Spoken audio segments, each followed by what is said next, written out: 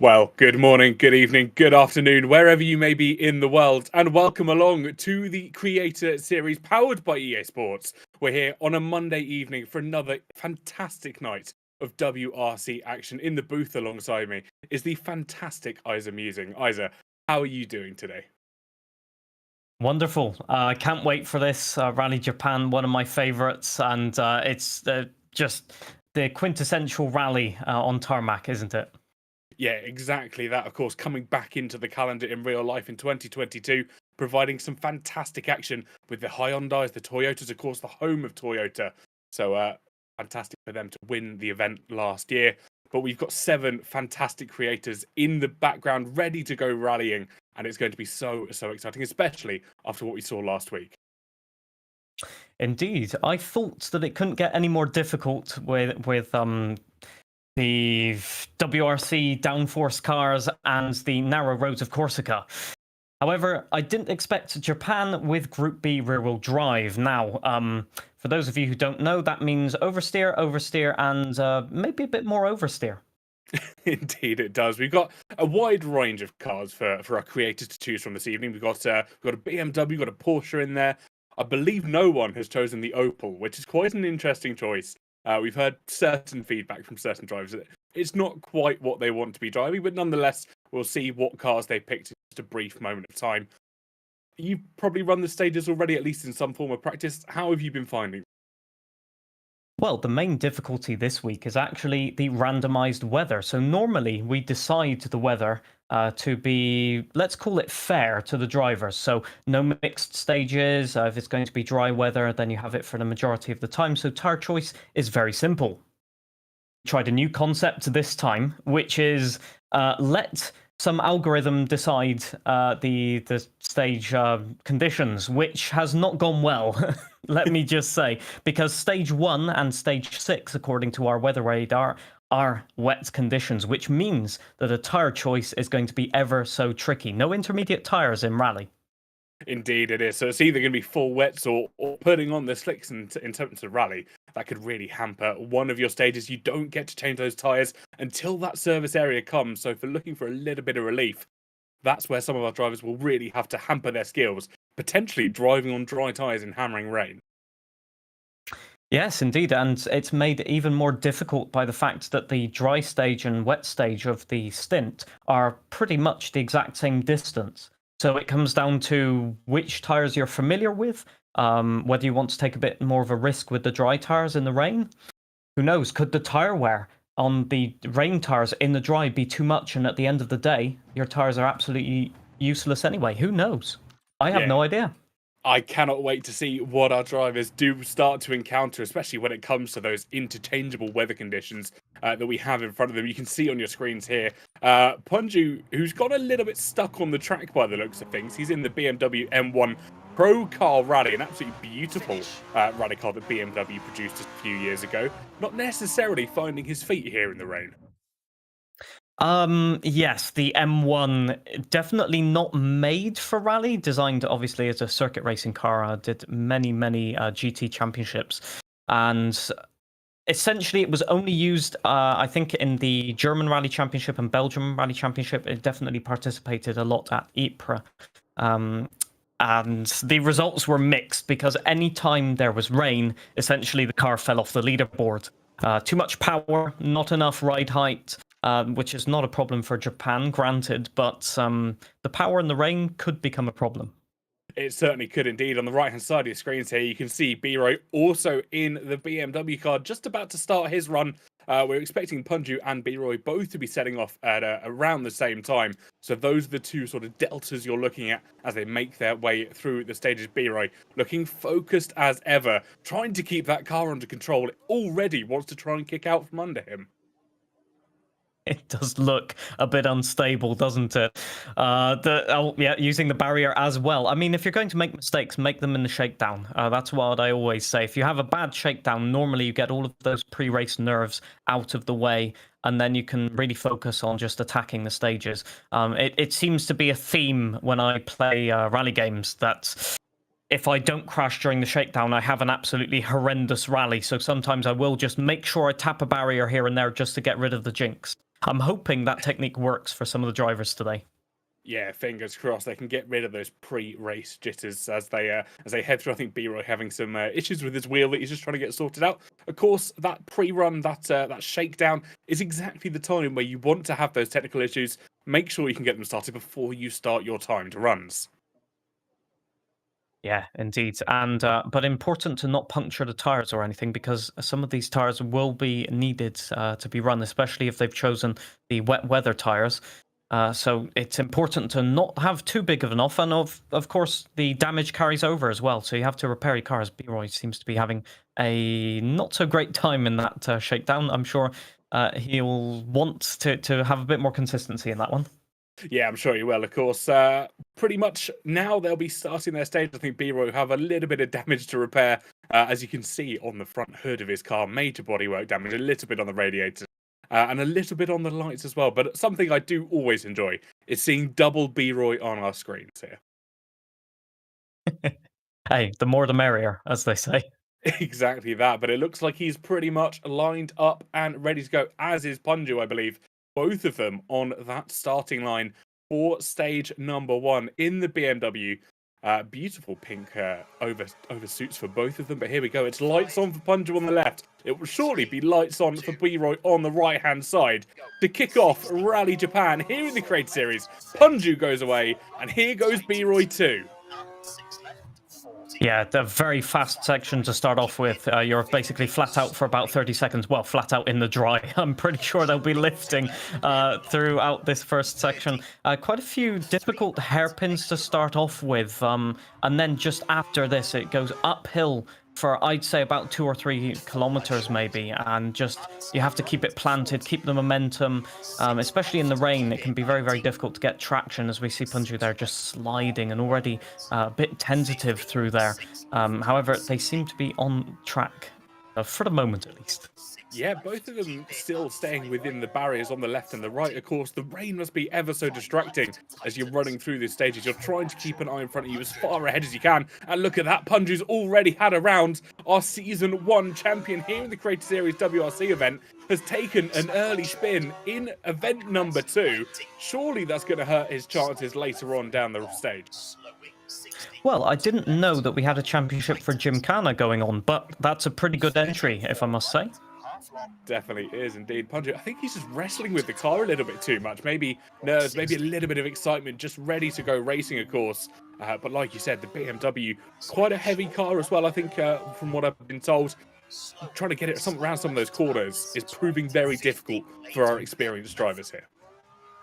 Yes, being built as a circuit racing car, the engine is, well, it's mid-engined, and a lot of the weight is towards the rear of the car. Essentially, at the front, you don't have much apart from radiators, if I'm not mistaken. And so what that means is it acts as a pendulum, really, in the dry, and in the rain, when you have no grip on the rear tires, it can become absolutely devastating. Tire wear also will play a part because of that weight. So maybe a smooth driving style might be the way to play this, and B-Roy is actually having a wonderful stage at the moment. He started about 5 seconds slower than Punju, or 5 seconds behind, and just as I say that, he has spun around and crashed, and it begins. The jinxing begins. It does indeed. The commentator's curse really coming in handy there. It looks like it's taking a little bit of damage for his BMW. So himself and Punju both suffering the same fate, albeit slightly further on down the road. I don't think it's going to hamper his confidence too much, though. B-Roy is one of those people that when he has a little accident, he normally is able to shake it off quite quickly, get back in the rhythm. Although I say that, and he's back round again. Yeah, commentator's curse coming in for double effect there here. A huge hit on the rear for Punju as well. I hope he hasn't got a puncture from that, but it was a massive, massive whack of the barrier. And I think it might not have been the barrier, but a post, and then hitting the barrier once again. The real difficulty actually is aquaplaning and sort of these curves on the outside that you can see. They can really upset the car, especially with this sort of low ride height, very stiff suspension. If you're getting any wheels up on the curb, that's a really bad recipe for disaster. But once again, sometimes it can just be you need a couple of kilometers to get into the zone, and then they'll be okay. And but certainly it's a bit rough on them at the moment. Yeah, having the first stage in the rain. Of course, second stage at the moment is looking dry for our creators, and they have these two until they get to their first service point. On the bottom left-hand side, you can see Kamikaze trying to make his way through the stages. Bottom right, Ambient Mike, another one of our slightly more quicker drivers is probably the better way of putting it. Also just getting himself prepped and ready to go. Look at that Kamikaze. Absolute focus as he sends it through these Japanese hills. Yeah, one thing that you can see on all of our driver cams today is just the pure concentration. Sometimes they're joking, sometimes they're smiling on the cameras. None of that today, especially on this stage. They are full concentration to try and not lock those brakes up, to try and spot the braking zones. As a Kamikaze getting that corner absolutely perfect there, it must be said. And Ambient Mike just starting off now in the Porsche. Difficult car to drive in the rain, rear-engined, but slightly less power, so maybe in the rain it might be the better choice. What do you think? Yeah, I think you're absolutely correct. Obviously, that rear engine really starting to help with a little bit of downforce, less power, so you won't be spinning the wheels as much as maybe some of the other cars that our creators have chosen here. Something that I want to pay attention to, obviously, Ambient Mike and Kamikaze, more esports style drivers when it comes to WRC compared to the likes of B-Roy who else do we have earlier? Punju, my apologies. These two more like esports drivers, their cameras a little bit further forward than the creators who are sat more in the cockpit, especially when that comes to rain. Surely that will kind of hamper the view a little bit for the creators, that is. Yes, it can do. It can affect the visibility a lot. It's driver preference, really. I know some drivers that can set world records in any camera, really. There's a difference in perspective, obviously, because you're sitting a lot towards the front of the car. I just want to note also that I saw briefly B-Roy going off, so I hope he recovered onto the stage well and with not too much damage. But essentially, you're sitting towards the front of the car, so your perception of the handling of the car is much different than if you were sitting behind the steering wheel position. Sometimes some drivers prefer to be more central in the car so that they can get more of a feel of when the car is starting to slide, and other drivers, mainly the esports drivers or competitive drivers in general, like to have that extra tiny bit of visibility to spot obstacles, barriers and stuff like that. Yeah, we've spoken about this, especially a lot in Season 1, about driver placement, where they want to put their camera, and it's so important, especially as they continue to go through. Pericles, one of our new faces this week in the Porsche 911 SCRS, doing so far so good, making his way through the stages, but also very quickly, massive shout out to, I believe, Alex Gillen coming in with the raid. Thank you so much. If you're over on Twitch, do give a lot of love to Alex, but if you're watching on YouTube as well, on the EAWRC channel, we're also over on Twitch as well. Do come say hello. It's fantastic to have you all watching, and an absolute pleasure to be able to take over your channel. And crest 90. As we continue up the hill then. So we've got 4 drivers on your screens at the moment. Pericles on the right. I think Dark Viper having a bit of the moment in the top left. Kamikaze, though, and Ambient Mike now on your screens left and right. Or they were on your screens left and right. Dark Viper now taking up the left-hand side, who's managed to come back from their earlier pause. Pericles making their way through as well. But here we go. Dark Viper in the beautiful Lancia Eve. I believe one of only a few drivers taking it for this stage when it comes to our creators, on a Formula-style rim, and that is slightly different from what the majority of our racers are shooting this afternoon. Most will go with the traditional circle wheel. However, Dark Viper choosing to stick with his Formula rim that he's well versed to in the F1 Creator Series, but nonetheless managing to navigate through the hills rather well here. Up the hill he goes as he crosses just under halfway through the stage. One of the things I was going to mention is actually to do with the wheel and the force feedback. When you're driving, I'm sure most people will be aware of this, on any driving game. When you're in the rain, you lose a tiny bit of that force feedback. The wheel essentially becomes very light, especially when it starts to slide. And I think some of our drivers are pausing, maybe trying to get some better force feedback settings dialed in so they can feel the sliding effects, feel when they're locking up, and it might be slightly problematic. One of the things that Dark Viper is finding out is that it's a lot easier to catch the car on a Formula rim at the start of the slide. If you go past 360 degrees, it might be a bit more difficult, but essentially you can react slightly quicker because that wheel rim is slightly smaller. It's one of the compromises that you have to think of when you're choosing which rim you want to use. But obviously the Formula rim, it would be interesting to see someone use that in real life for rally.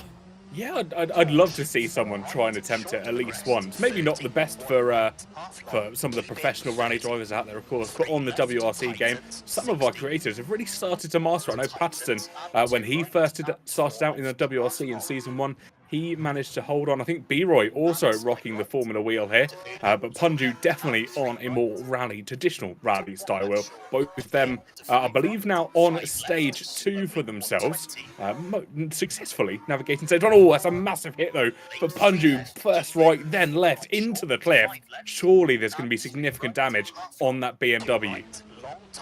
Well, we had a brief glimpse there of both drivers driving exactly the same corners there. It's very, very tricky, these corners, because if you hit essentially the wall, sometimes it can flip you over onto the roof and possibly over that barrier. Also to note is that that barrier is not continuous. Some of the corners have just an absence of barrier, as you can see right there for Punju. So if you're going to get your cornering wrong, you need to choose when and where very carefully. One of the things I think they might be struggling with here is they might... I think they chose the rain tires for the start, because looking at the amount of oversteer they have, I think they are just cooking their tires right now. One thing to mention is that the slick tires, the dry tires, do have slight grooves on them, but they really don't have enough for wet weather driving. However, the rain tires are really, really grooved, but they will overheat massively, a bit like a Formula 1 tire would do in the same conditions. Yeah, it'll be interesting to see if any of our drivers did choose the dry tyre going in for stage 1. Of course, both 1 and 2 equally distant in length. So there's not much debate as to whether one stage is longer than the other. That's where a lot of the bias would come towards one tyre or another. But as you see, B-Roy mounting the curb on the left-hand side. Sorry, not the curb, the hill on the left-hand side. Just managing to squeeze his way through. But I think there's definitely heat in both sides. But look at that. Punju was in a tree. I think that was on the far left-hand side. It was indeed. Didn't quite make the corner. What do you reckon happened there, Isa?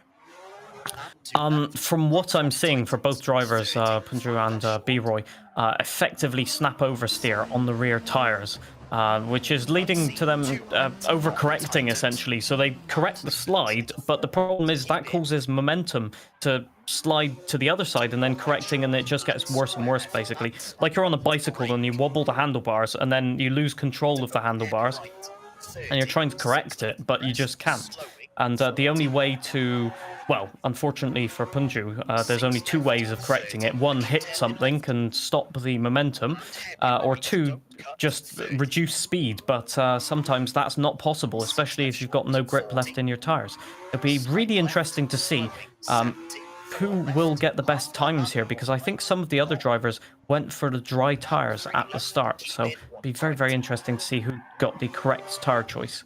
Quotations, in quotation marks, obviously, there is no correct tire choice, and B-Roy is off the road there as well. I think just the same case of just the snap oversteer. He went off in basically the same location, I think, as Punju, maybe a few corners later, but yeah, incredible. They're basically still evenly matched, a few corners difference, just proving how difficult this rally is. It's a very, very different rally to... Oh, was B-Roy... both of them around basically the same momentum loss. They were trying to get on the brakes. The rear axle just locked up the tires, not being able to give the grip, and around they go with that momentum. It's incredible to see 2 drivers, 2 different driving styles, different setups maybe, and still the same problem. I think we're going to see a lot of that, to be fair. Yeah, I think we're seeing a lot of overheating from all of our drivers' tyres that chose those wets for stage 1.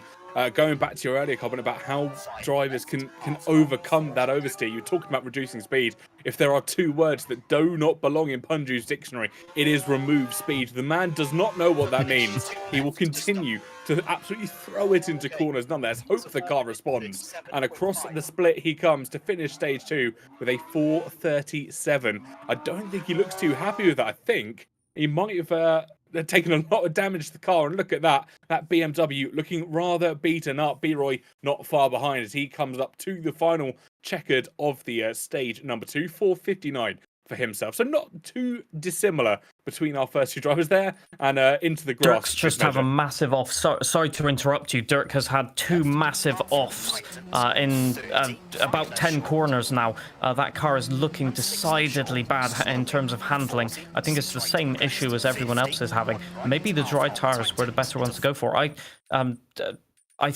think I remember the discussion prior to the live stream starting of the gap being about 30 seconds from the difference of tires on the wrong surface. But obviously, if your tire is completely down to the canvas, it might be more than that. But yeah, all of our drivers struggling. Yeah, indeed. Dirt Chocolate on the left-hand side heading away. Kamikaze into not only a barrier but a tree there as well. And I think that BMW is stuck. It is indeed. And that is a reset to track for the EXR driver as he makes his way through. I think that's still stage 1, looking at the stage progress on the left-hand side. Stage 2. Ah, my apologies. It's dry, so that will be stage 2.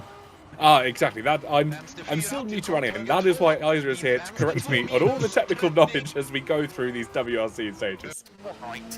Well, I mean, it's pretty difficult to see actually because of the lighting, but I'm just looking for any puddles of water and I don't see any, so your guess is as good as mine. But judging by the stage layout, this is indeed stage 2. Yeah, very difficult stage, obviously, for all of our drivers because it's downhill, and that's one thing you don't want to have when you're on the wrong tires, essentially. Uphill is fine, because the worst you'll have is a loss of traction, and the braking zones are shorter uphill, so it's fine. But downhill, everything's worse. The overheating's worse, the braking zones are longer. If you get a slide, the weight is worse, so you can't correct it as well. So it's definitely a tricky choice of stage. But again, randomized. Nobody picked this. Exactly that. Not even our organisers knew what the weather was going to be here in Japan, and it really has thrown a bit of a curveball for our creators this week. Dirk Chocolate coming across the line there, 4:48 for himself. Kamikaze not too far behind as he crosses about the 3/4 stage mark with a split of 3:48.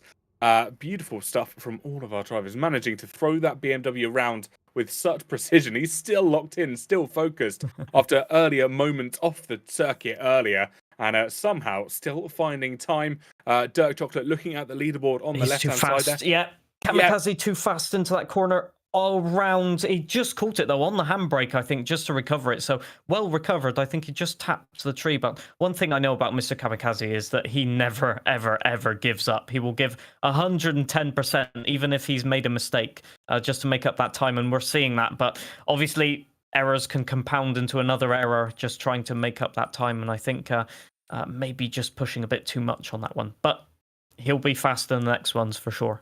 Exactly that. Dirk Chocolate 141 on the split 2 leaderboard. We wait with anticipation to see where Kamikaze does come out when he does decide to check the leaderboard in just a brief moment. Beautiful livery, I want to say, on that BMW, just the green and the black. And that is 74th place, I believe, for Kamikaze. Not a bad time by any means, considering we have over 2,000 members in the EA Creator Series WRC Club. Absolutely fantastic stuff to see. And Punju was remarking just as we finished.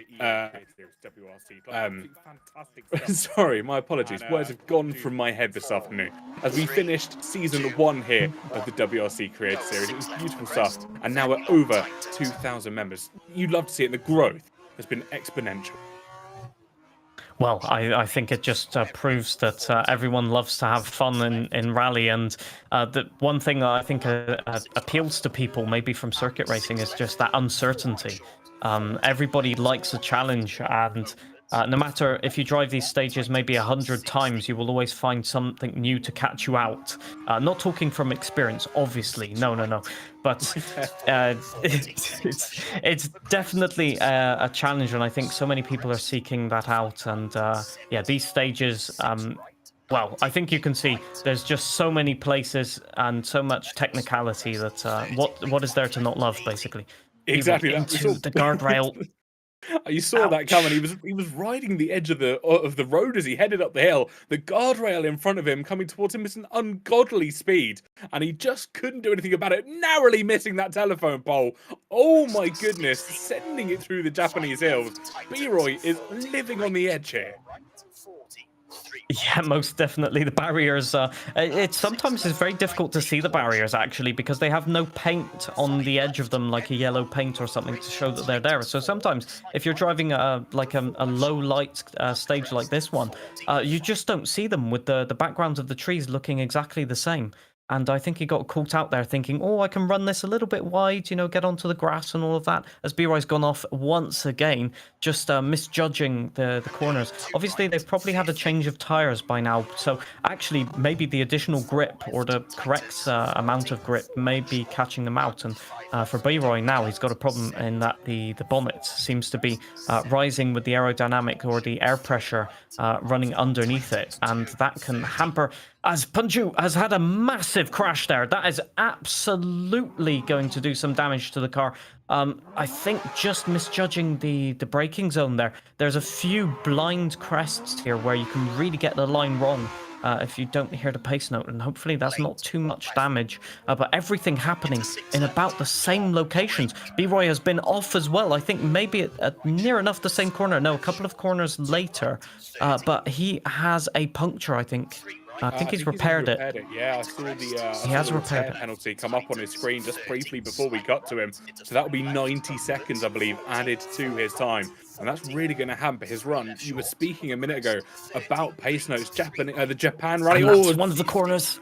Yeah, back into a tree there. B-Roy really not finding time. They've had an opportunity to change the tyres, but pace notes are so crucial around here. Sebastian Loeb, of course, world famous rally driver, had a DNF here back in, I believe, 2008, when his co-driver, for the first time in 10 years, gave him the wrong pace note. Yes, indeed. I remember that pace note very, very well. 130 plus plus Sebastian Loeb heard, and it was 130 minus minus, aka meaning Titans. It just went straight off the road. Interesting to note that that was a gravel rally at the time, run in Hokkaido, which is the northernmost island of Japan. More a rural area, as I just want to note here. B-Roy has a puncture here, and it's going to be very, very difficult to get that back to service, because once again you've only got two driven wheels. So if one of the wheels is being raised off of the ground by a puncture, you've effectively got even less drive than you would have. I think it might be a front puncture, but I'm not quite sure at the moment. So just going back to what I was saying briefly as we watch B-Roy trying to get that car.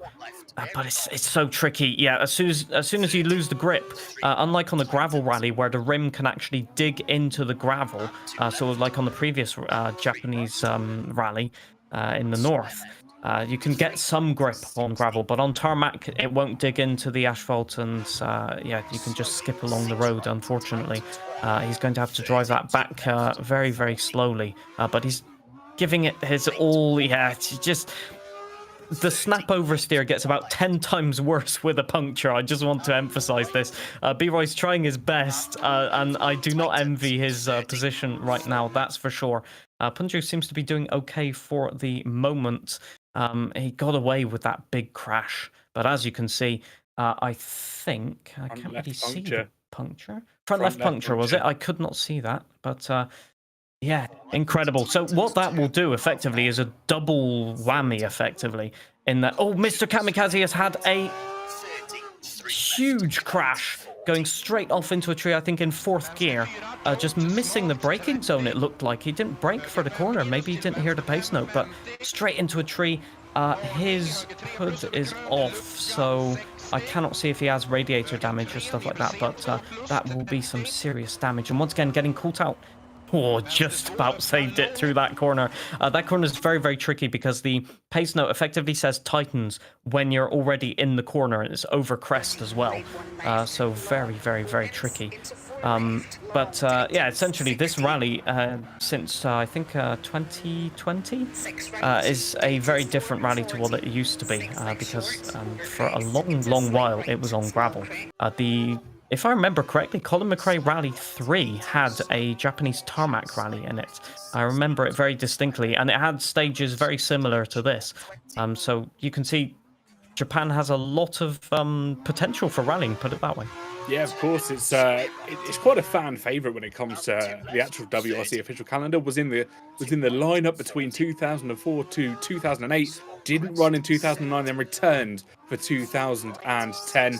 And it was the first time, I believe, in 2022, it returned to the calendar for the first time since 2010. And of course, the rally has moved from Hokkaido, like you said, to Nagoya. I believe I'm pronouncing that wrong. I'm going to always assume I'm pronouncing place names wrong. But like you said, moving locations. And that is Punju off into what I can only assume is a large body of water. It looked like a rice field. Indeed, I do think it is very, very tricky. Those last few, well, not last few corners on the shorter stage of this. It would be the last few corners, but essentially you're just tricked into thinking that there's a little bit of grass that you can run onto, but it's actually just a bank going down into the field there. Yeah. So again, once again, just so many locations to catch out. And Ambient Mike has gone off on the exact same corner as Punju there, and Mr. Kamikaze as well. Just. I can't believe it. That pace note catching out everybody. I can guarantee you, Kamikaze and Ambient Mike know about that pace note, but it's so difficult to remember it when you're trying to be competitive, trying to push the limit. And these cars, one thing I was going to mention as well, amid all of this, the ongoing chaos, let's call it, is that unlike the four-wheel drive cars, once the car starts sliding, because you haven't got that central differential, once you start to slide, essentially like a Formula One car, you have next to no grip and you have to try and recover it. So it's very, very technical driving. Essentially, you have to be on the limit, but driving at 90% with these cars. Yeah, I knew the stage was going to be technical when I saw some of our esports drivers not necessarily complaining about the stages, but being worried about the stages. And then I was like, okay, our creators are probably going to be struggling here as we see Punju once again facing the wrong way and he's beached the car. The cliff. He has beached the car. Reset. That's 5 seconds added. It was first into the hill on the right-hand side, tried to correct it, and over the edge of the cliff, very similar to the old school movie The Italian Job, if you remember that, when the bus was left dangling over the side of the cliff. Punju in that BMW M1 equally dangling for his life. Fortunately, able to recover it and keep it going. But just want to hop to B-Roy very briefly, of course. He's got that puncture. He has to nurse it to the next service station, which I believe is not until the end of 2 of the longest stages on this rally. Yes, you couldn't have said it any better. I think for B-Roy, this is going to be a very, very long. Oh god, it just gets worse, doesn't it? It's going to be a very, very long way back to the service there. I think he might actually have 2 punctures at this point because that car just has no grip whatsoever. It's so frustrating from a spectator's point of view to see a driver in this situation. You want to, help them out, give them an extra tire from your car, But it's one of the dangers of tarmac rally. Exactly so that. Exactly that. It must be horrible standing on the sidelines watching the cars go past with such damage into the barrier. Once again is Punju. I wonder if his car has damage as well. Of course, camera slightly blocking where those messages would come up, especially for a puncture as he makes his way through the hills. But there's definitely got to be some damage there for Punju. Either that or the car is not set up right for the dry conditions we currently find ourselves in. Yeah, I think one of the setup definitely is one of the problems. I think also the other problem that drivers are getting caught out with is when they run over the grass or gravel or even over the curb or anything that's got a bit of dirt on it, basically.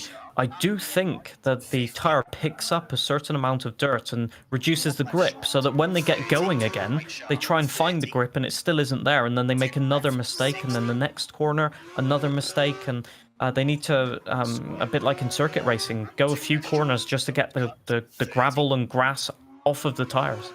Yeah, exactly. You've got to, and not only get the grass, the gravel off the tyres, but you've also got to clear your mind a little bit. Get yourself out of that framework of, I'm going to make a mistake as they continue through the course. These are 2 of the longest stages on this rally, both 20, I believe 20 kilometers as we run through the hills of Japan. So B-Roy, as he runs through about halfway, I think he's still got about 30 kilometers to navigate without a spare wheel. This is going to feel like an absolute eternity for him in that BMW. No radio, of course, for him to listen to, which would normally be so pleasant running through this beautiful bit of scenery here. but we watch on board with Ambient Mike on the left, Kamikaze on the right now. These two using all of the course available to them as they run through. As we sit between a few drivers, but yeah, Ambient Mike and Kamikaze managing to navigate through so well. Well, to be fair to production there, we have no idea which driver is going to make a mistake next, so I can appreciate the fact that we're switching between the drivers. Exactly that. It is chaos left, right and centre for some of our drivers. Even the esports drivers are making mistakes here on the Japan Rally, and that is when you know that carnage is imminent. Yeah, indeed. It's just such a difficult rally, as you can see. You've got so many leaves on the ground and elements that can catch you out, obstacles next to the road. About a minute ago now, Ambient Mike was a few centimeters away from disaster with rocks on the outside of a flat-out left-hander going into that small village section that you just saw. And this is it's one of my favorite rallies for that matter, is that it might be tarmac, but it's ever so technical. You have the impression that you're driving rally grease, basically. Yeah, it's so narrow. It seems so narrow as you're running through the hills. This is a very Monaco-esque rally stage if we want to make that comparison to circuit racing. There is no room for error left, right or centre. You see Dark Viper just having a little bit of a love tap with the wall on the right-hand side, managing to still navigate through. He always has a positive outlook on these WRC stages, no matter if he's facing the wrong way or not. He always seems to have a smile on his face, and that's what we absolutely love about Viper here in the WRC events. Once again, the main objective here is that everybody has a smile on their face. It might be difficult for some drivers at the moment, but I'm sure they'll look back with fond memories on all of this, because it's such a unique opportunity to drive effectively live in front of cameras, because the experience is very, very different to the usual rally experience, where you're just you and your audience potentially, and just throwing it as fast as you can through the corners, whereas now you've got one opportunity only, and all of that extra pressure. It does change your driving style, it changes the way you think about things, it increases the emotion of either success or indeed mishaps and maybe even regret of pushing a bit too hard. So yeah, definitely. I'm sure that once they get a new set of tires on the car, and indeed a few repairs at the end of these stages, they'll be flat out again for some of them, especially for B-Roy. I'm absolutely behind B-Roy at the moment, and hoping that he can get to the end of these stages. Yeah. As we can see, Punju just coming across the line, 14 minutes there, as if we needed to emphasize how long these stages are. That is a marathon. It really, really is. Of course, they'll finish these two stages, and the 4 remaining after that will feel like absolute sprints after that. The world record on that stage, a 12:25, as Dark Viper finds himself down the hill in the Lancia, and it's a reset penalty here for himself. 8 seconds will be added to his time. Surely he's not far off finishing. Doing a very respectable time at the moment, currently about 12.5 minutes in. But look at him, he's still throwing it through the stages, through the narrow hills of Japan. This is absolutely invigorating stuff from himself. Essentially, yeah, these cars are as close as you can get to circuit racing cars, so they need to be driven on the limit, and Dark Viper demonstrating that, but also demonstrating what happens when you push maybe that 1% too much.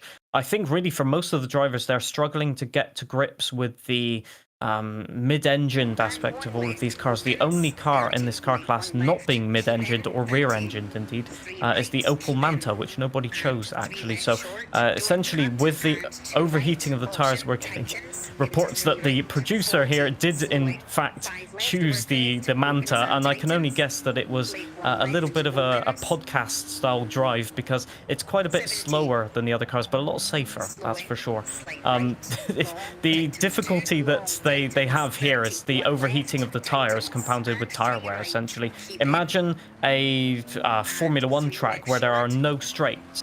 For example, take Monaco, but just make it twice as fast with the corners, and drive a Formula 1 car around there. At some point, the tires will just give out through overheating. This is what they're having to deal with here, because they're having to put the power down, get on the brakes all the time, and there's effectively nowhere to cool down the tires. unless you go off the track and wait for 2 minutes, I guess. But that's not what anybody wants. Mike just getting 2 wheels onto the grass there, just saving it, but as if we needed more emphasis on how close they are to the limit here. Yeah, flying through the stages here in Japan. Of course, you mentioned Monaco.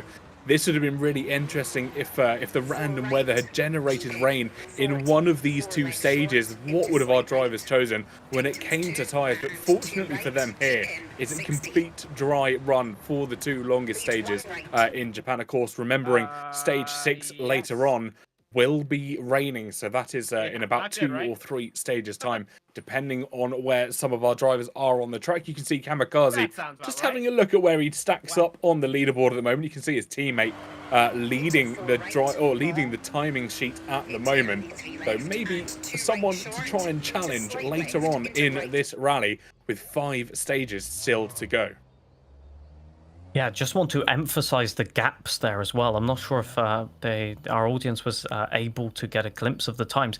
35 seconds separating the top 10. That's a huge amount of time. That is absolutely crazy. I mean, normally on these rallies, you're seeing times of sometimes under a second splitting our top few drivers. But here in Japan, the times are so vast, so spread out. It's still anyone's game, surely. Most definitely. The thing that will split the drivers is a mistake, essentially. It always happens that way on tarmac rallies. The gaps are very, very close. Sometimes, most of the time, to within a couple of tenths of a second on maybe a very long stage like this, a few seconds. But if you make a mistake, that's instantly 5 to 10 seconds that you essentially cannot get back, plus damage. So definitely mistakes cost a lot more on this type of rally than they do on the gravel rally. Yeah, of course. I don't know if we've got any update on B-Roy as we watch on board, as I believe this is Ambient Mike coming across the finish line there. Hopefully B-Roy's not too far behind some of our other drivers. That damage really causing him a little bit of hindrance. B-Roy's had a massive accident and has recovered.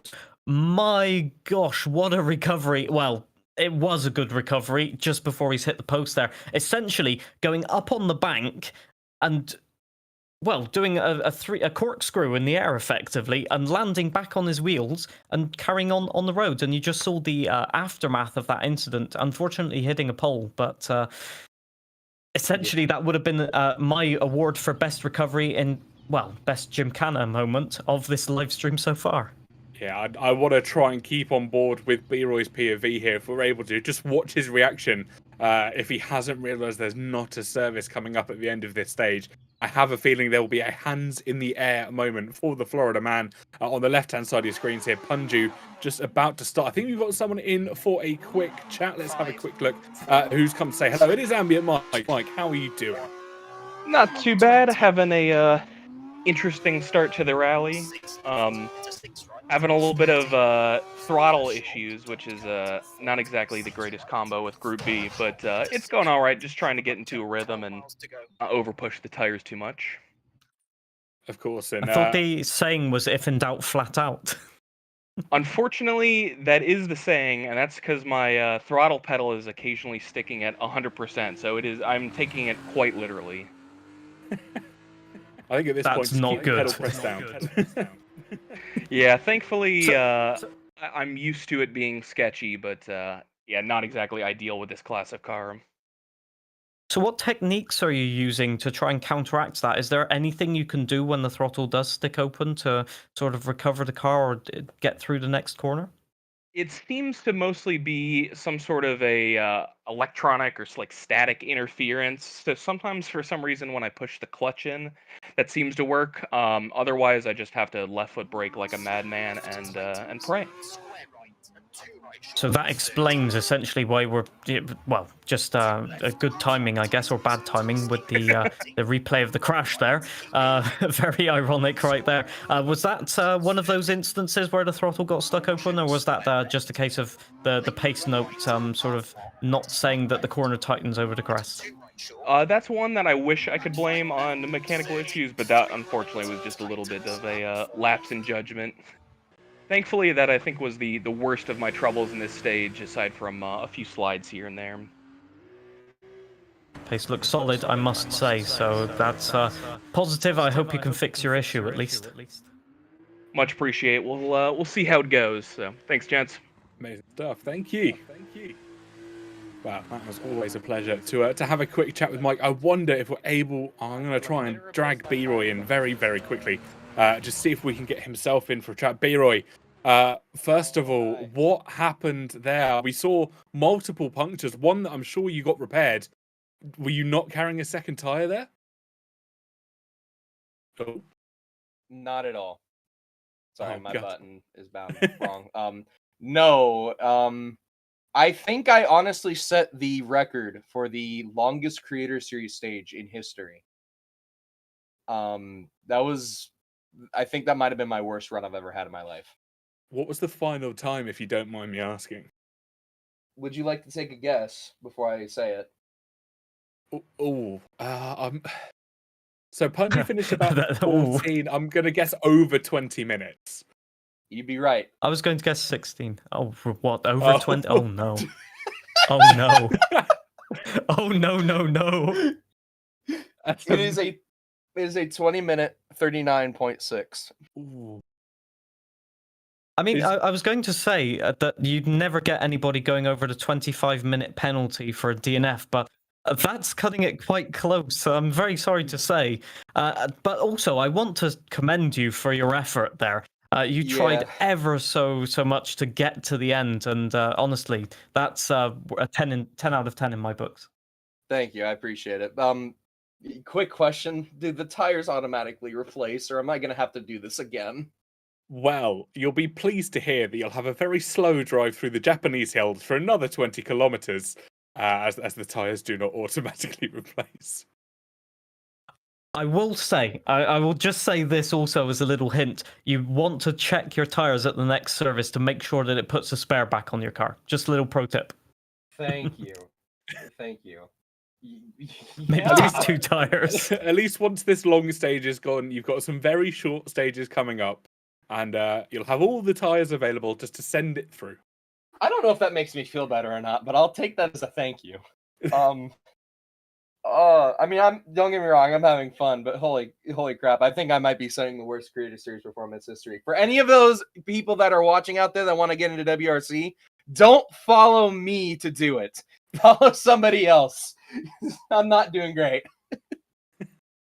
Well, I don't know what he's talking about. It's not a DNF, No, so it can't be true. the worst performance. I mean, okay, follow me then. I mean, I don't know. I don't know what you want me to say anymore. My brain's fried. I'm ready for another 20-minute run. Well, we'll see you in about 25 minutes, B-Roy. Hopefully, all right. Enjoy the complete show. The stage before the broadcast ends.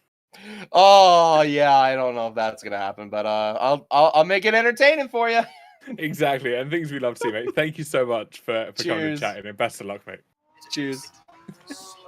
So, at what point do we see B-Roy change his stream title to just chatting for a podcast during the stage? I must admit, I don't. Get some great views of the Japanese hills. What's not to love here?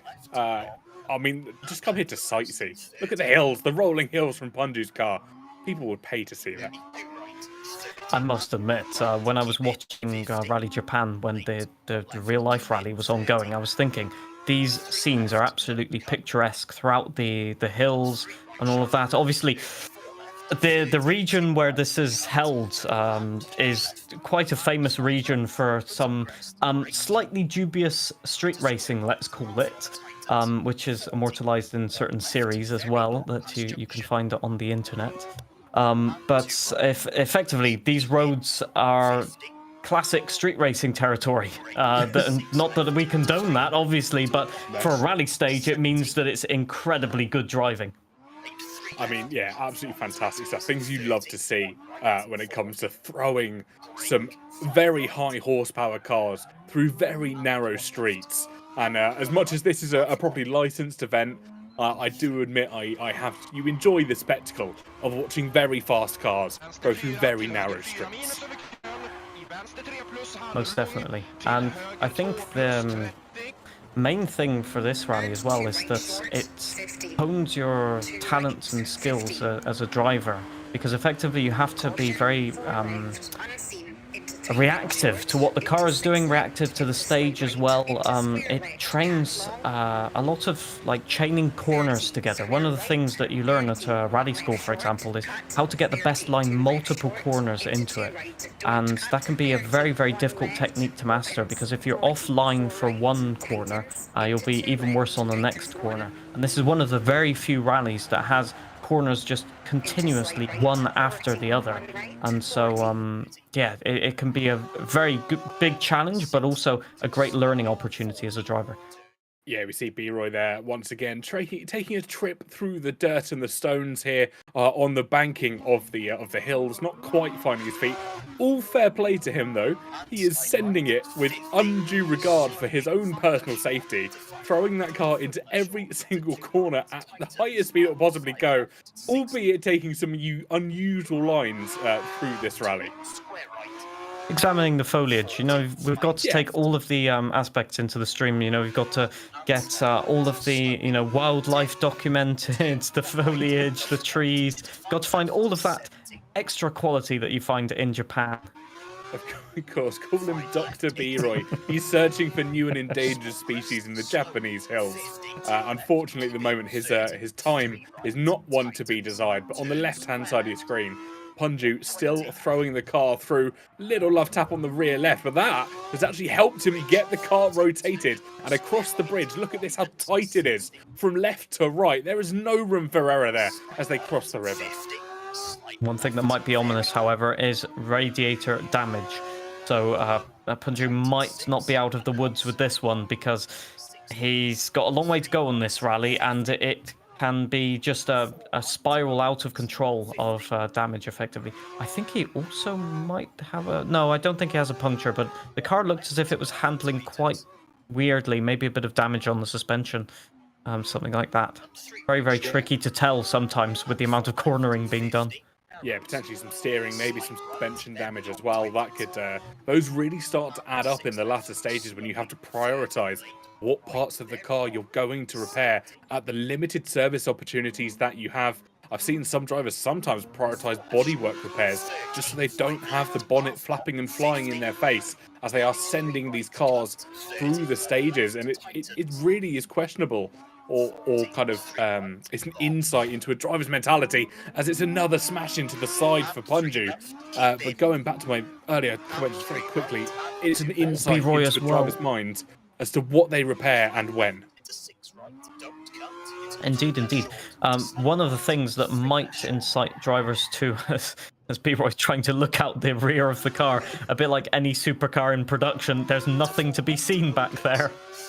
You cannot see out of the rear of the car, and he's just collided with the barrier as well. The barrier in exactly the wrong place there, and I think doing the correct thing, resetting to track just to get everything back in one piece. It's just so tricky sometimes to just keep a cool head, but B-Roy had a smile on his face, essentially. And that's the main thing.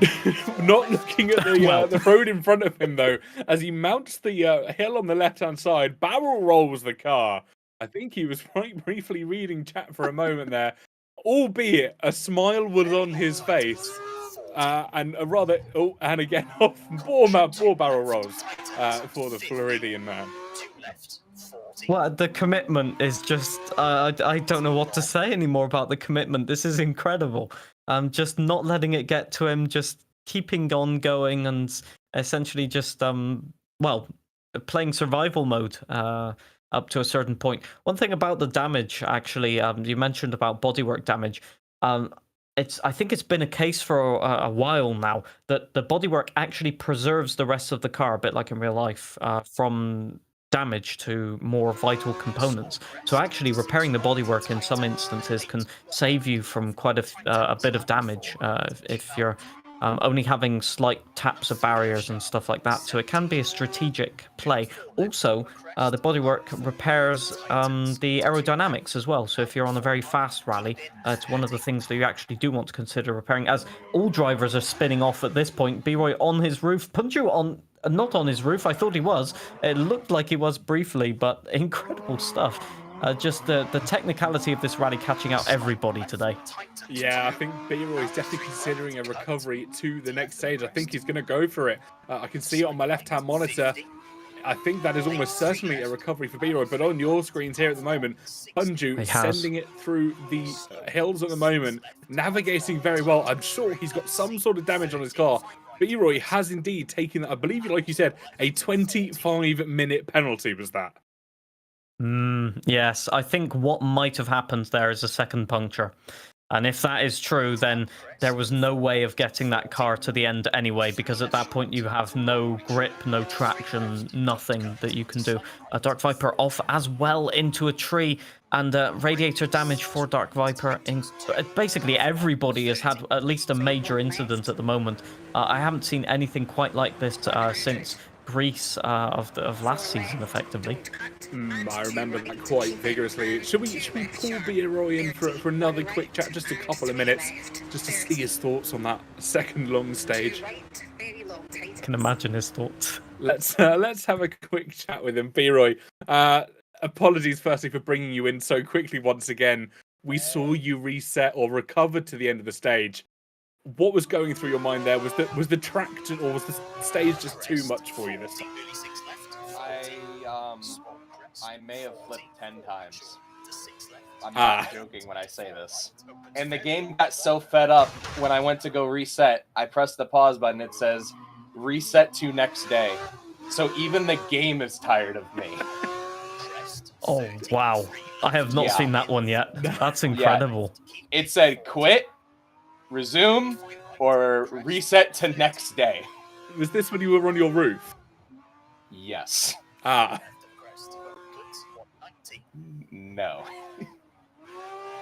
I tried to no avail, but it wasn't meant to be. I don't understand how I'm so good at flipping these cars, but you know what? I'm gonna start selling a class on it, and if anybody wants to learn, I mean, it's profit. You know what I mean? Teaching what I know best.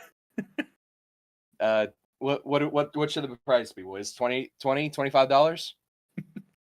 Spare tires for your car. You pay one and you get the entire course. Yeah, exactly. I'm still having fun though. I'm having fun with it. I'm okay with losing as much as I have. I kind of figured that I wasn't gonna make it through, but my God, 10 flips and I think it was what, 2 splits, 2 stages, or no, 2 splits. Yeah, is pretty horrendous. Yeah, it was a rather unfortunate one, but we'll let you get back to getting prepped and ready for the next stages. Thank you again for coming and having a quick chat with us. Thanks, guys. I'll try not to DNF anymore. I promise. Best of luck. I'll try. Dude. Best of luck. Thanks. It's always nice to speak to B-Roy. Always so positive, even though, like we saw, he had to recover to the very next day. Of course, 4 stages remaining in front of some of our drivers. Just a quick recap. Whilst we were chatting to B-Roy, Bunju did indeed complete the stage, didn't quite catch the time. After a couple of spins and heavy hits for himself, we can see on your screens at the moment, Ambi and Mike on the left, Dark Viper on the right. Both of them are just making their way through stage number 4 here. Just to complete the halfway stage of this rally. So far, so good for pretty much all of our drivers, Isaac. Yes, you can definitely see the commitment from both of the drivers here, just taking, well, basically 4th and 5th gear into most of these corners. It can go wrong ever so quickly, but I will say that we've had a few mistakes, and Dark Viper making a mistake there. I won't take responsibility for that one, for once. But essentially, I have to give credit to every single driver here for essentially pushing through and just keeping a level head, basically, and just saying, okay, I made a mistake, but let's just go for it. Because I think, Dark Viper's the wrong side of the barrier there. That's an interesting one. So you can see the road, but the barrier is preventing you from getting onto the road. A frustrating penalty, that's for sure. I think Ambient Mike has actually been for a spin there, actually, off camera. But he was in first gear on the corner where he should be in third gear, so that's an interesting one. The tyres, obviously, after, I think, about 40 kilometers, not the best anymore. But here he goes across the line. And we don't... Oh, we do have the time, about 13 minutes. So better than the previous stage, if I remember correctly. Yeah, very good from himself. I think we're going to be able to pull Punju in for a very quick chat. Punju, welcome in to the commentary box. Hope you're doing well. How have you found the first 4 stages? You've managed to make it through the 220-kilometer beasts of this Japan rally. Making it through is a bit of an overstatement, if I'm going to be honest with you. I struggled super hard through it. I got through one corner of the second long one and punctured my tire. So that was a good day. Thank you for reminding me, though. I just remembered that I need to make sure I change my tires. And broke basically every single thing throughout those 2 stages. Lost both the doors. Broke my suspension, my brakes, my gearbox, my exhaust, my radiator, my bodywork, my lights, and my steering. But at least you're still going. We're good, though. We're still going. You're right. I like your optimism. That is correct. We are still somehow going. And you have a fully working clutch. Yeah, I have the Christmas tree for sure. I'm like debating whether or not I do change this this bodywork or I do the brakes. I really don't know which one to do. I'm kind of feeling like brakes only slow you down. The bodywork may be for aerodynamics. Yes, it'll slow you down. This guy. I'm gonna take the bodywork and the radiator. Thank you. You're exactly right. I'm gonna steal that quote from you. Brakes only slow you down. That's really funny, Isaac. I mean, overall, it's been a lot of fun. It's a great, car chat combo. It's super difficult, super challenging, and that's what makes it so enjoyable. So, yeah, it's been a good time. How are you finding the handling of this car with like no suspension, mid-engine? Is it more difficult than last week, or what would you say?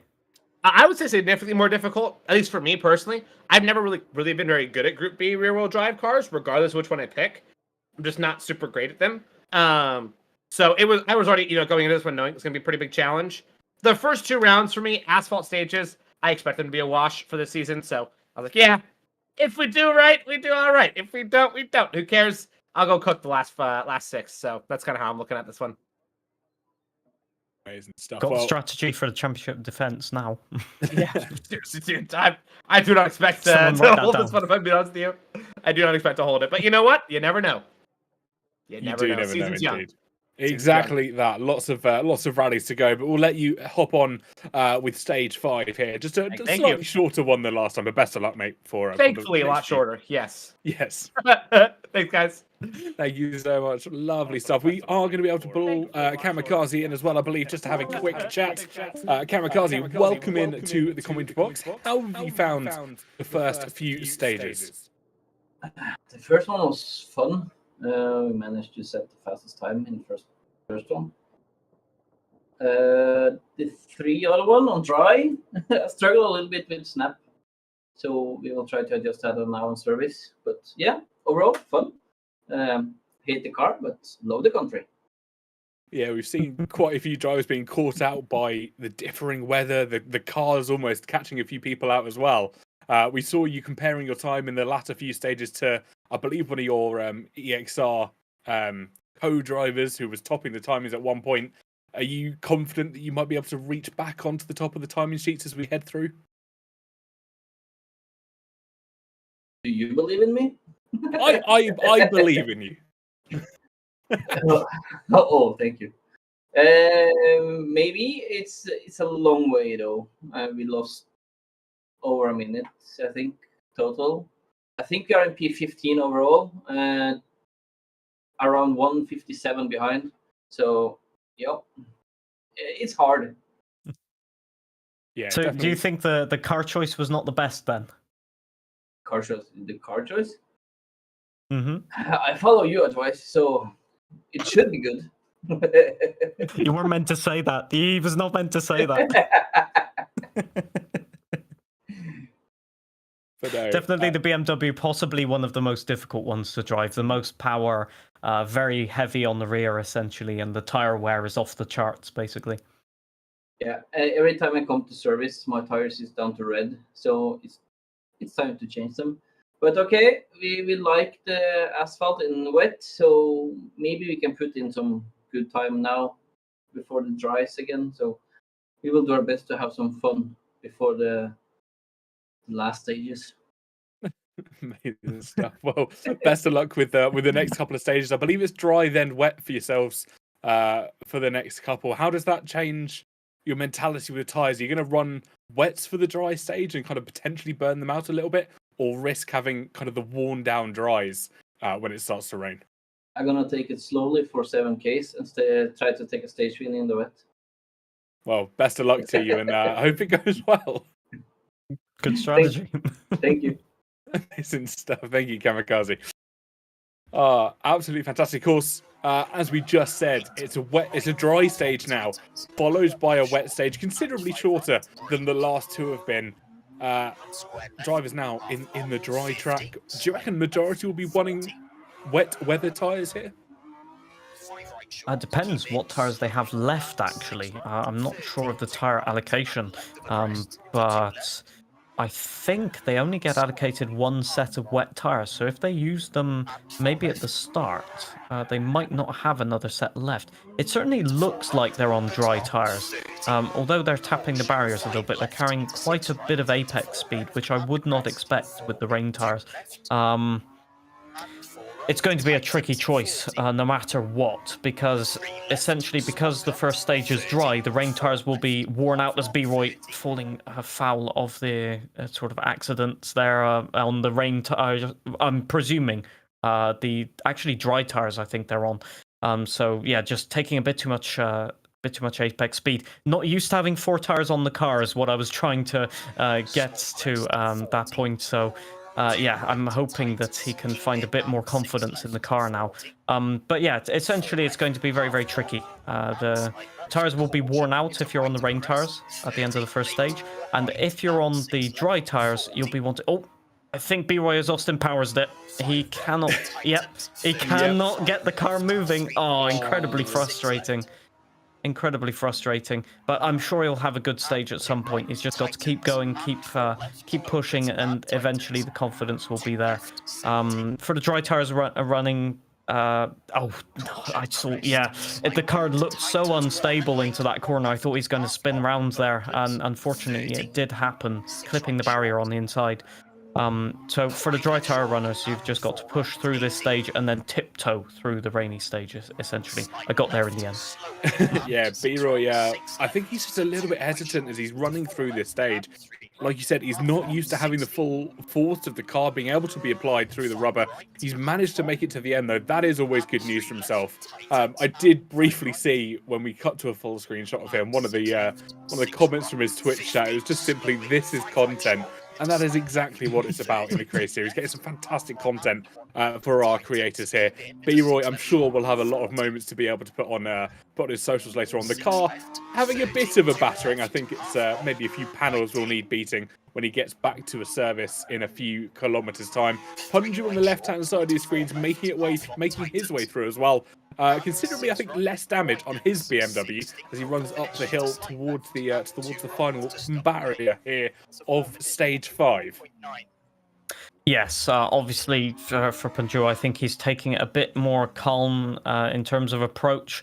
When you get a puncture, it really does dent your confidence a little bit. So I think he's just trying to get to the end of that one. I wish we could see the tires at this point. It would be so intriguing to be able to see which tires were used here, because obviously on the leaderboards, some drivers that have gone really, really fast might be on the correct tire, and then they'll lose maybe 30-40 seconds at the end of it. So it's a guessing game at the moment even for the drivers, because they've got to think, well, okay, well, I'm fighting this guy on the leaderboard. He's just taken 20 seconds out of me. Maybe he's on the other, like the rain tires or the dry tires in this circumstance, and maybe on the next stage I'll gain 30 seconds back. So it's really a mental game to be played, essentially. Yeah.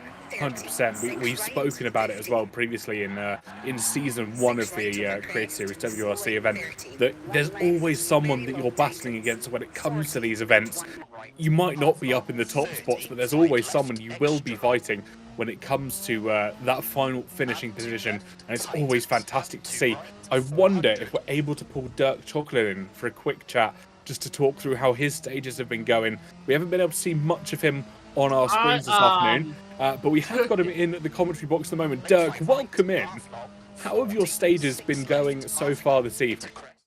I'm cooking. I'm not even gonna lie. I don't know what's happened. I know what's happened to me. What happened to me was last week happened to me, and I was like, I'm not doing that again. This week I've been like, I am cooking.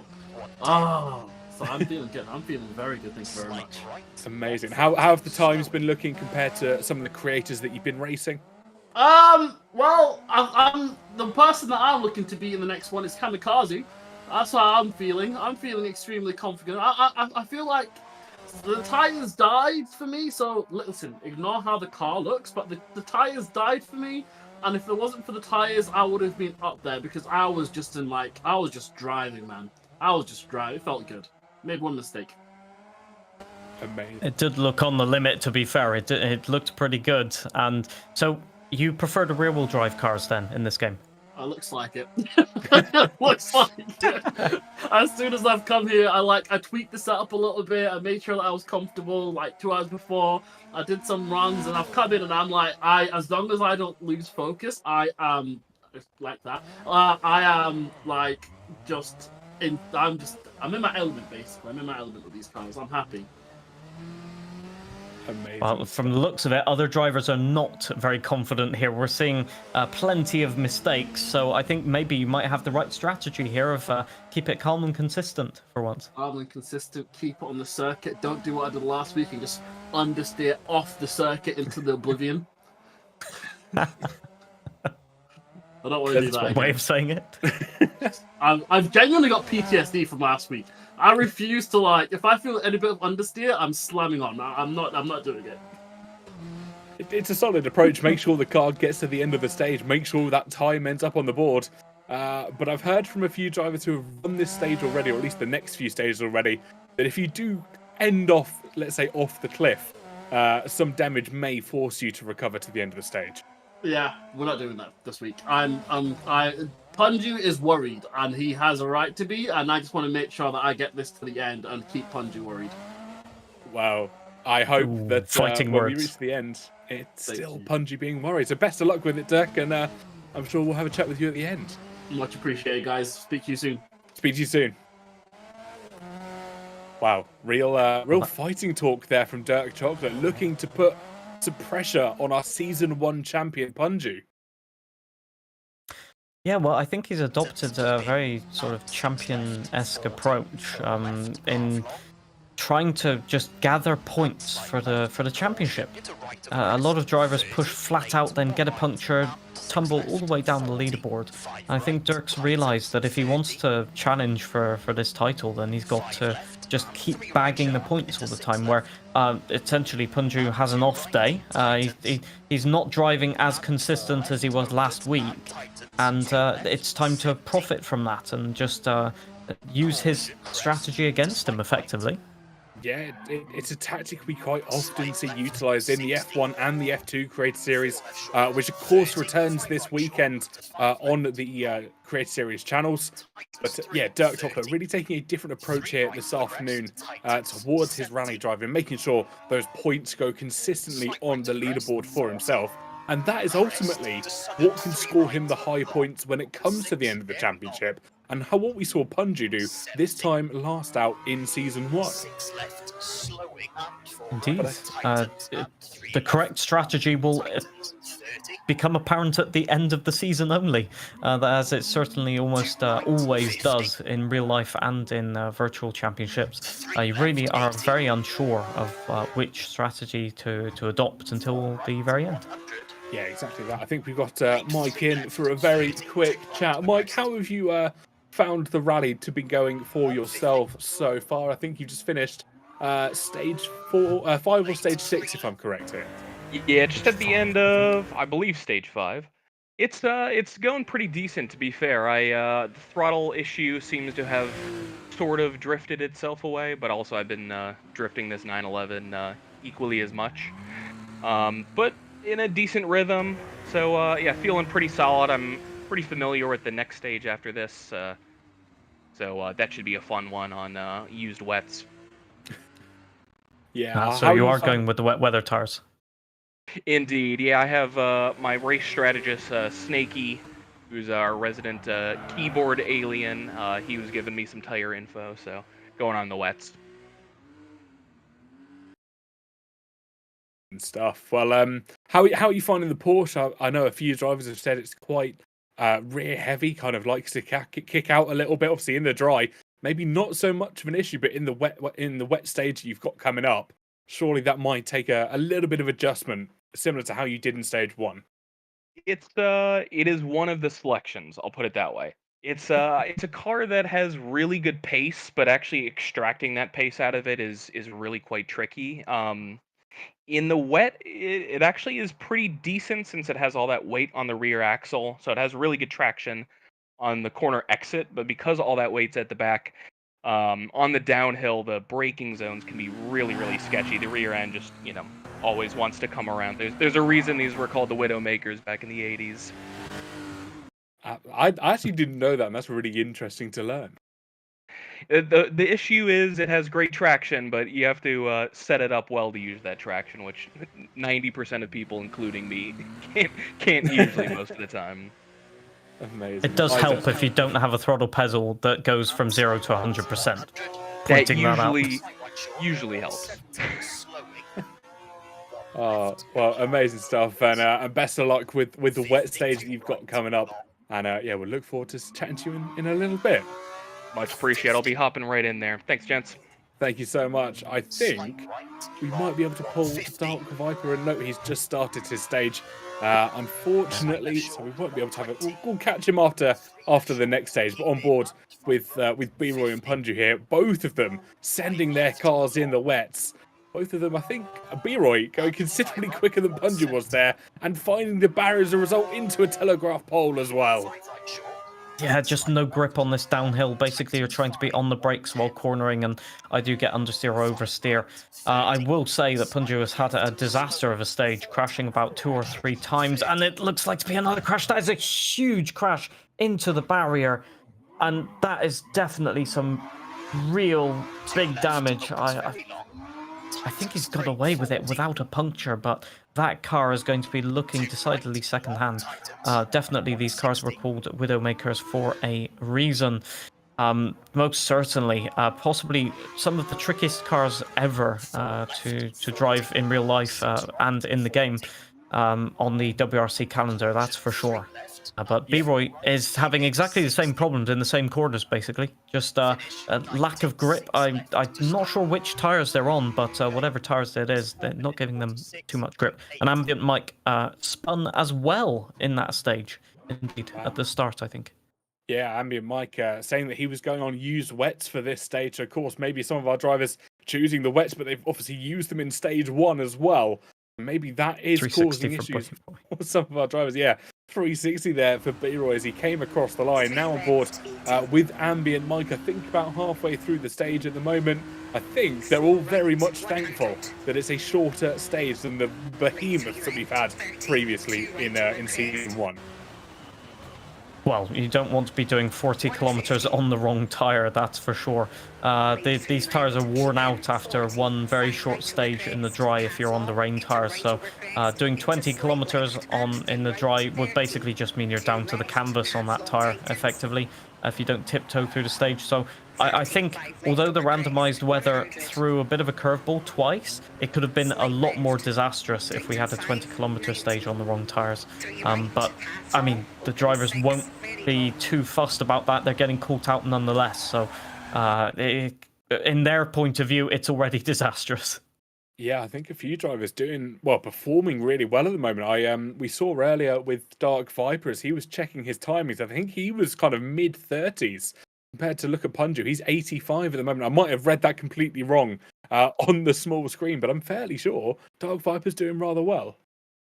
I just want to also point out that B-Roy might have a problem here. I don't think he can fix all of the damage. I'm not sure. Will it let him go out onto the stage? He's taking basically nearly maximum penalty. Well, 5 minutes. Actually got away with that pretty good, but it was looking like he couldn't repair the car then. That is very close to not being able to finish the rally there, but that car is going to be second hand, to say the least. The times are, if you look at it, 87th, sorry, but 52 seconds. The gaps on this rally are just immense, even on short stages.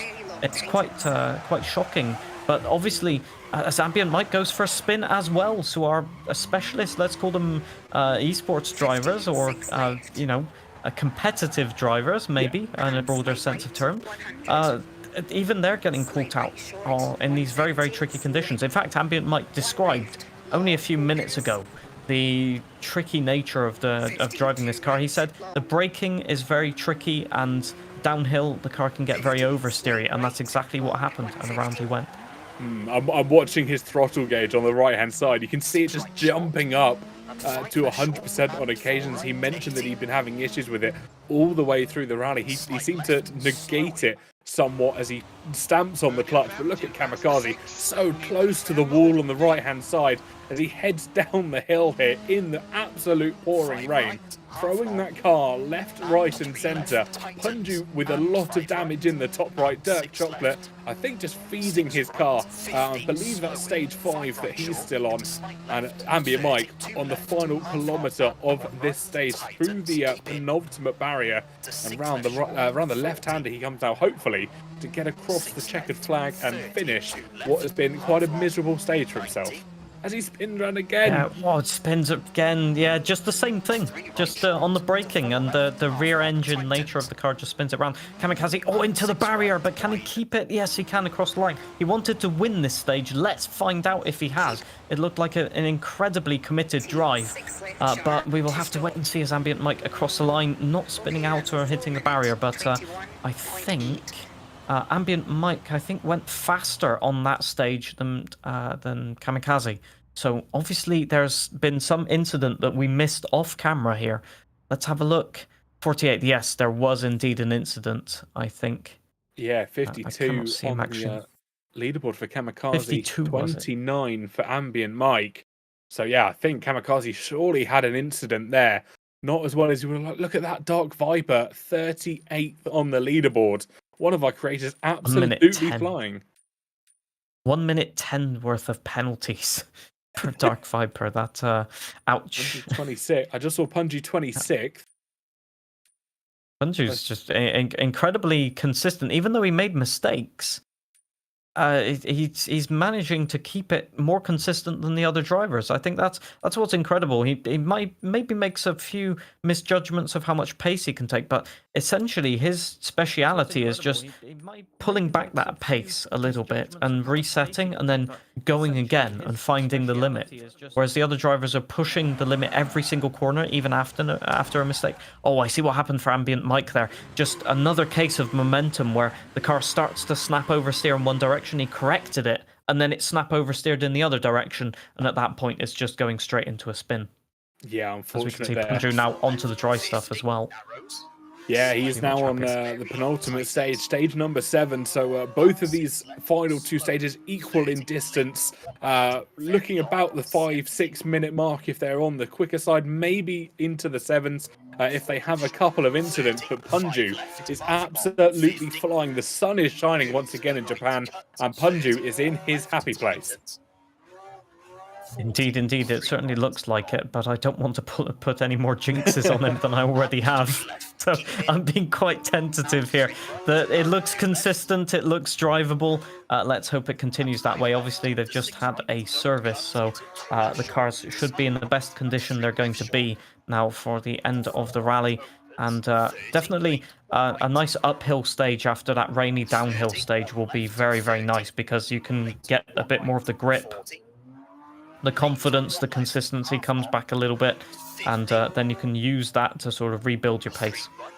Yeah, it's that mental preparation in a sort of respect. They've got to have a moment to step back, and that's what the service allows our drivers to do. Whilst their car is getting repaired, they can have a breather, a little bit of a sit back, take their hands off the wheel, reset themselves before they throw that car once again into corner after corner after corner.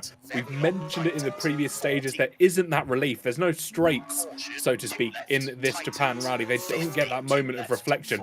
It is relentless, corner after corner. I think Biru is on probably one of the only straights on this rally at the moment, and even that is into a high-speed right-left, and he finds the barrier in that BMW. But it is so tiring on our drivers. Yeah, they got incredibly lucky. B-Roy did, and Punju at the same time as well. They were both grazing the barriers a little bit there. B-Roy looks like he's pushing once again, and that's very encouraging to see, because I thought B-Roy might be very tentative for the rest of the rally, but it looks like he's trying to sort of recover, set some good stage times. Okay, the rally hasn't gone the way he wanted it to go, but there's still some power stage points up for grabs, so if he can get that confidence back for next stage. Oh, the line. And unfortunately, he's found the barrier. Yeah, that was on. That was going to be a full recovery if there was no barrier there. Incredible stuff, but unfortunately, the barrier, well, denied him the opportunity, and unfortunately now he's on his roof. Good recovery though. The car being very helpful there, going back onto the four wheels. But yeah, maybe this might be denting his confidence again. Punju's done exactly the same. Wow. Indeed. It's that corner in both directions is terrible in terms of the pace note isn't wrong, put it that way, but it goes over a slight crest and the apex is unseen, so you're waiting for that corner to appear, and then when it does appear, it's so sudden that you can't get the turn in, and then you're onto the grass, and that's exactly what happens in both directions. That's incredible that both of our drivers on board. We see B-Roy unfortunately hitting a tree on the right-hand side there. But both drivers that we had on screen, just mere seconds apart from each other, did the exact same thing. Both of them, of course, threading the needle through the crest of trees that was in front of them, and then narrowly avoiding the barrier as well to avoid any major damage to the cars. As hopefully, well, not hopefully, we might see it from a few other drivers in just a couple of moments' time. I believe Ambient Mike and Kamikaze there, both heading up to similar spots in the stage. Yes, indeed. It's always a tricky one, and no matter what your skill level is, I think you said it very well. They could all get caught out by this one. Ambient Mike, I think all four drivers on screen right now got caught out by that corner in the other direction. So actually, it's odds on for at least one of the two drivers at the bottom of the screen there to get caught out by. I hope not, but yeah, the odds are not looking favourable. Yeah, exactly. We'll wait and see in anticipation, of course, Ambient Mike and Kamikaze. Both, as you've said, competitive drivers here in WRC. They know and have played the game quite considerably, but they're definitely both heading up towards that stage. I think it's around here, if I'm not mistaken. And I think it was there. And Kamikaze on the right side, nope, it's quite not there yet. I'm losing my mind in terms of where we are on the stage here. It's in. I think it's in just a few corners' time. There's a flat out section. I think it might be in this corner here. There it is. He did manage to get it stopped, and yeah, that is how to take the corner from Mr. Kamikaze. And yeah, Ambient Mike just a bit further back on the stage, so he'll be coming across that corner maybe in 1 to 2 minutes' time. But yeah, Mr. Kamikaze has cleared that corner at least. That's one bonus that he'll be able to take from this. But obviously, he's not succeeded in his objective of winning that rainy stage. So I'm sure he'll be a bit disappointed. Yeah, unfortunate for himself. Sorry, I didn't mean to interrupt you. 31 for Punji there as he came across the line. I think B-Roy finished a very similar time, 120th. For the American, like you said, 1 minute and 21 of penalties. I'm assuming that's across the entire rally, not just that stage. I'm thinking it's well, it should be in that stage. Normally the leaderboards are just for that stage. Yes, I think the penalties, once they've been applied, they no longer appear as penalties on the general classification. I may be wrong. But yeah, the penalties can add up. That's for sure. that makes him a lot more sense considering B-Roy would have had that 20-25 minute reset penalty for when he was on his roof and didn't get the option to get back onto 4 wheels. But Kamikaze and Mike both just heading towards the end. Kamikaze here not far off from seeing that next rest area before the final stage. Ambient Mike, I think, not far off where a lot of drivers had their incidents. It was just that corner previously there. He got 2 wheels on the grass, but he was able to save it and keep going. But that was ever so close to disaster. But once again, on the tarmac rally, that is the name of the game. You've just got to push to the limit and pray, essentially, that everything goes well. Exactly that, and Kamikaze not far off finishing the penultimate stage here in Rally Japan for Season 2 of the Creator Series here on WRC. They came in at the tail end of last season, came in and showed some of our creators exactly how it's done. But not only that, they've taken some of the creators under their wing, mentored them, given them advice on setups, and it's been absolutely fantastic to see the competitive community really helping out some of our content creators. Yeah, indeed, experience counts for a lot in rally, possibly more than in circuit racing in certain aspects of driving and setups and all of that. So it's very, very encouraging to see the more experienced side being transparent and yeah, just helping everyone out. 6th place on that stage, 18 seconds. It's still a long gap, and I must admit, actually, not many BMWs there on the top of the leaderboard. It looks like the Lancia might have been the car to go with, which is ominous, seeing as I always take the BMW. So that's great news for me. But it's especially with these cars, having a little bit of knowledge given to you and maybe a few tips and tricks can go a long way, just in terms of confidence in knowing what to do, how to save the car, or how to have a setup that doesn't try and spin you off every 2 corners. Unfortunately, it doesn't seem to have worked even for our experienced drivers today, but I think that's just down to the nature of the tyre wear and the difficulty of these stages. Of course, there's the tyres have really thrown a different element into the mix. Of course, the option of the wet stages coming necessarily after dries. We had it, of course, in stage 1, just to throw your memory back all the way to the start of this broadcast, and then the stage just prior to this one. It's really caused a slight debate, or maybe a little bit of doubt in some of the drivers' minds as to what tyres are the best tyres to be on in certain situations, especially when it came to stages 5 and 6. Was it the was it the dries or was it the wets that our drivers should have gone for? And look at that, Ambient Mike, P3 over that stage. You can see just further below Kamikaze in P7. So Ambient Mike taking the trophy here, and Dark Viper showing us how they drive in Australia. 40, 36 left, 40. Yes, unfortunately, getting the glimpse of two different ways of going rallying, let's put it that way. I mean, if it helps him see through some of the corners, I'm sorry, I'm really struggling to keep it together just watching him drive upside down. I also have our producer laughing in my ear as well, so as we keep going. I mean, Dark Viper, fair play to him, he's holding on quite well. I believe as he heads through, that looks like one of the longest stages, I think. Actually, that might be stage 4 still.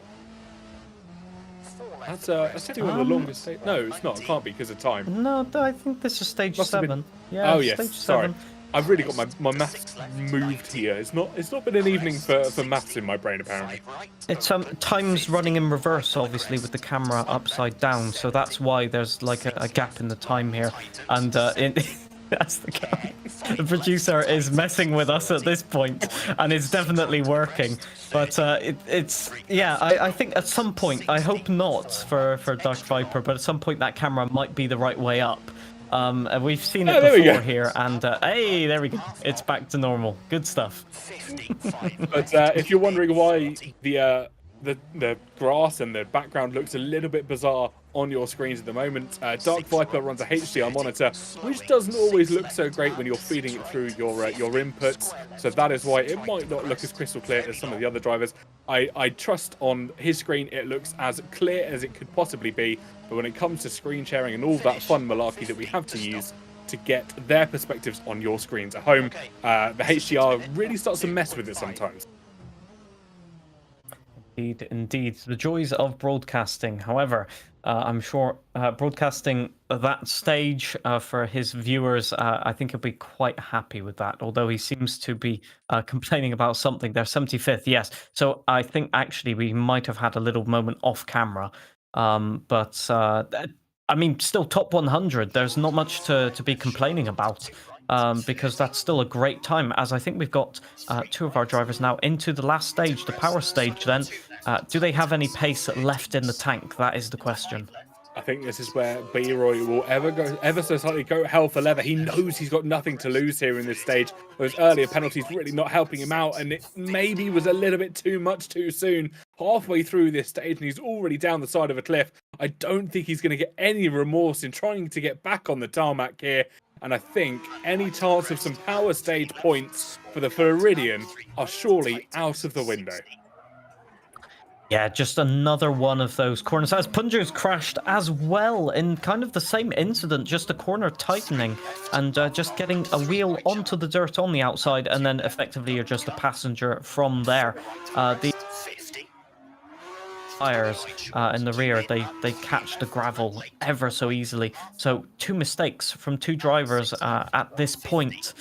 It's not looking good for power stage points, but however, I will mention that they only are competing against drivers who have participated in the broadcast for points, as we have a separate leaderboard for that. So it could be, if everybody makes a mistake, they could still be on for some power stage points.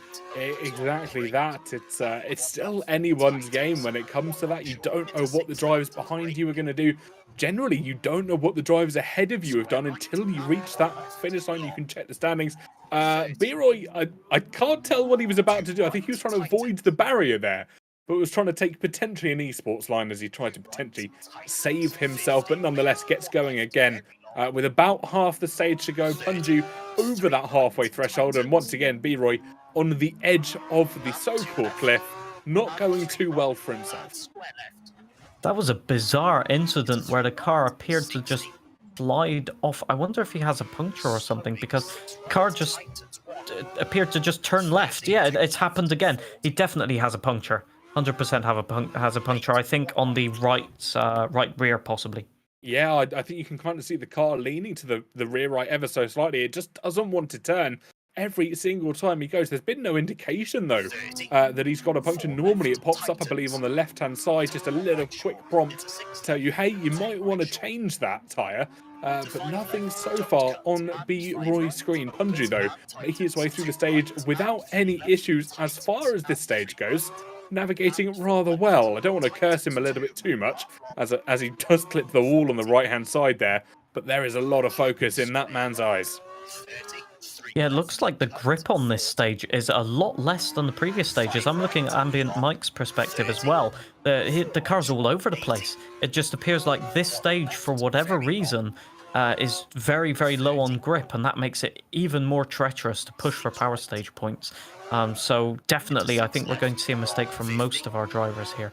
Punjo seems to be, after that little mistake, he seems to be taking a bit more consistent. Obviously, he knows now that the grip is not where he expected it to be. So maybe he's just doing his age-old strategy of, if I get it to the end, maybe I can bag a few points here.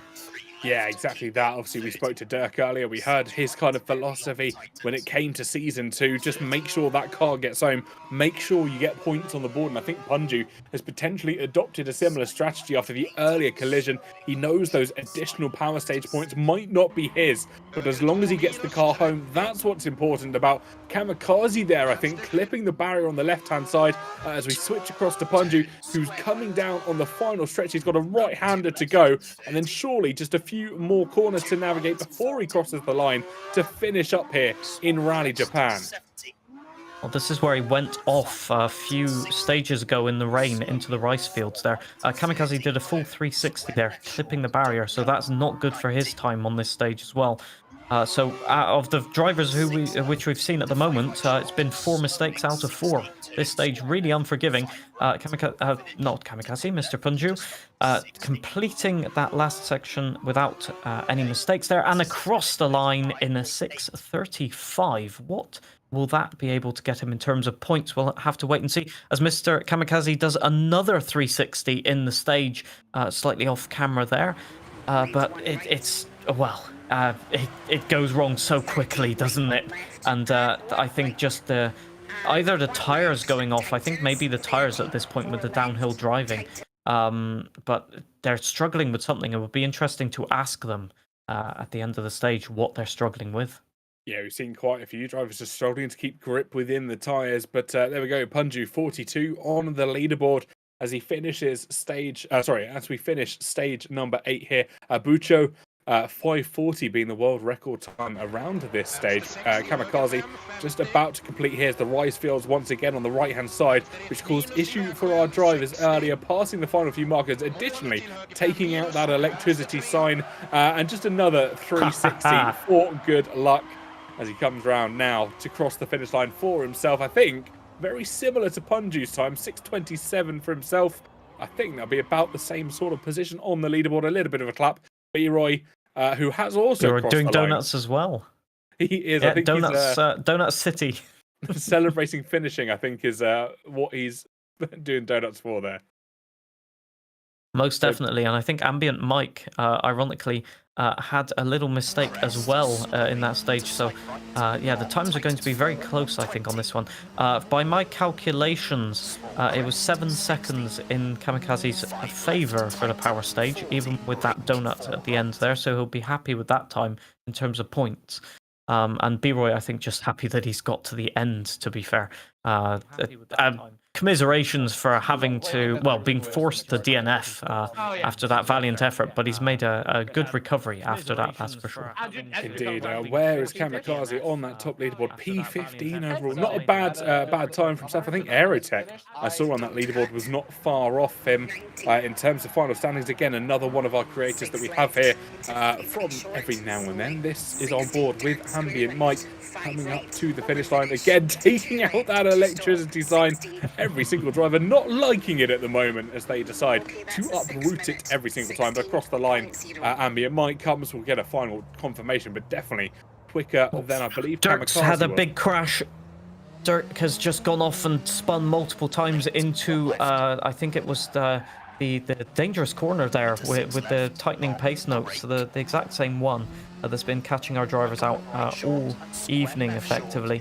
I don't think he's got some damage on the car, but it was definitely a big crash. So all of our drivers making a mistake in the power stage. You could not get more drama if you tried. 15th place, I think that's just in front. Yes, it is. It is in front of Mr. Kamikaze. So that is going to be maximum power stage points for the moment. Yeah, as things stand, Dark Viper once again with the upside down camera. P133 for himself. Not far off B-Roy, who's actually now 135. So those two really close together in terms of standings. Fantastic stuff between the two of them. And it's always great to see a little bit of competition. But I think we might be able to pull some people in for a quick chat. Let's have a little see. Let's pull Punju in, our first event finisher for this evening. I don't know if I can drag him across very quickly as the others do complete their stages. Ambient Mike. Oh, we do have Ambient Mike as well. Howdy, gents. We'll chat to both at the same time. Oh, hey. How are you both doing? How did you find those stages? Well, we'll go for Mike as he hopped in a little bit. Go ahead, Mike. Yeah. Go ahead. It was honestly pretty decent. I had one spin on the final stage, and I had the same exact mistake that you guys saw on. It was about stage 3 with that tightening corner. Unfortunately, went a little wide. Is it a there, right but 4, Mike? I believe it's a right 4 over crest. Over a hill, and there's like a death sign on the outside on the left? Absolutely. The I one may or may not have only. done the same thing. We're both stopping for a little teppanyaki. But That corner yeah, caught pretty out good everybody, stage. effectively. Yeah, okay. Yeah, it seems like that is a, I don't know, maybe a little bit of a missed call or something. Because definitely caught a few people out. But otherwise, pretty decent stage. Yeah, not too bad. The previous one, I was actually 3rd overall, which felt pretty good. So, solid rhythm.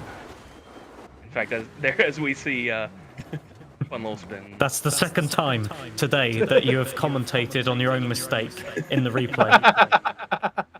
Commentator / scuff driver. Your driving was anything but scuffed, dude. I think you just got 8th overall in the entire club, so that's incredible, dude. Well done. Well Thank done. you, thank you. Yeah, quite pleased with that. Honestly, it's with the amount of practice and problems that I had, I think I got to be happy with that. Yeah, that's bad. I had my worst Creator Series run of all time, so yeah, it's one of those days. But it was fun. It was definitely fun. I'll give it that. It's really hard, but really fun. So B. rear-wheel drive cars, your preferred cars then? No, not even slightly. I avoid them like the plague if I possibly can. I try my best to stay so far away from them. But of course, I knew it was going to be a fun combo, so I was like, you know what, I got to give it to the people for this one. Thought it'd be hilarious to put it on an asphalt track as well, just to really, up the insanity. And that was a huge mistake. I really just did myself in more than anything. But you know what? It was fun. It was a good time, and I'm glad we got to go experience the challenge. Did you guys have fun? Did you guys see a lot of doors flying off and cars jumping off cliffs and stuff like that? Few. Yeah, just a few.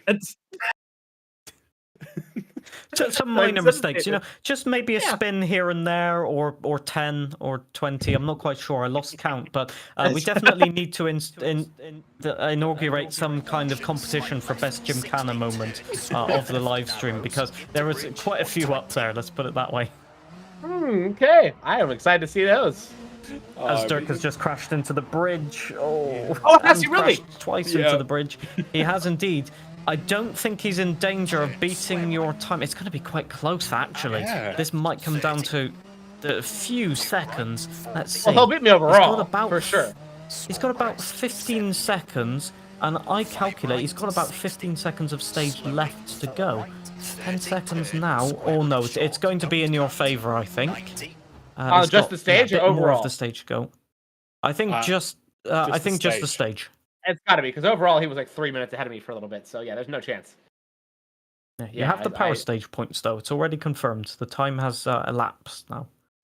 You're right. I may get the power stage points. Okay.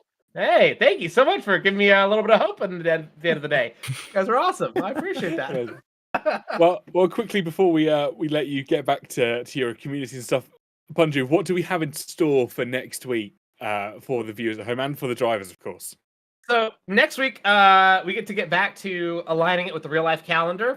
It is Rally Italy in real life coming up this weekend, and so I said, hey, let's go ahead and let the people who are driving the club at home go ahead and compete on Rally Italy while it's actually happening, which is super fun. So we'll be in proper cars as well, in the WRC Rally 1 cars at Rally Italy Sardinia. It is a hilariously fun event. I know, Isaac, you like Rally Italy. Crazy jumps. Silliness all around. If I recall correctly, Rally Italy is the one that has like the almost like rallycross stage at the beginning with like the quick hairpins down the hill. Is that correct, Isa? In one of the stages? That is, or is that Portugal? Well, I think the one you're thinking about is Estonia. With the actual rallycross track. But there is a gravel rallycross or like stadium section in Sardinia. Yes.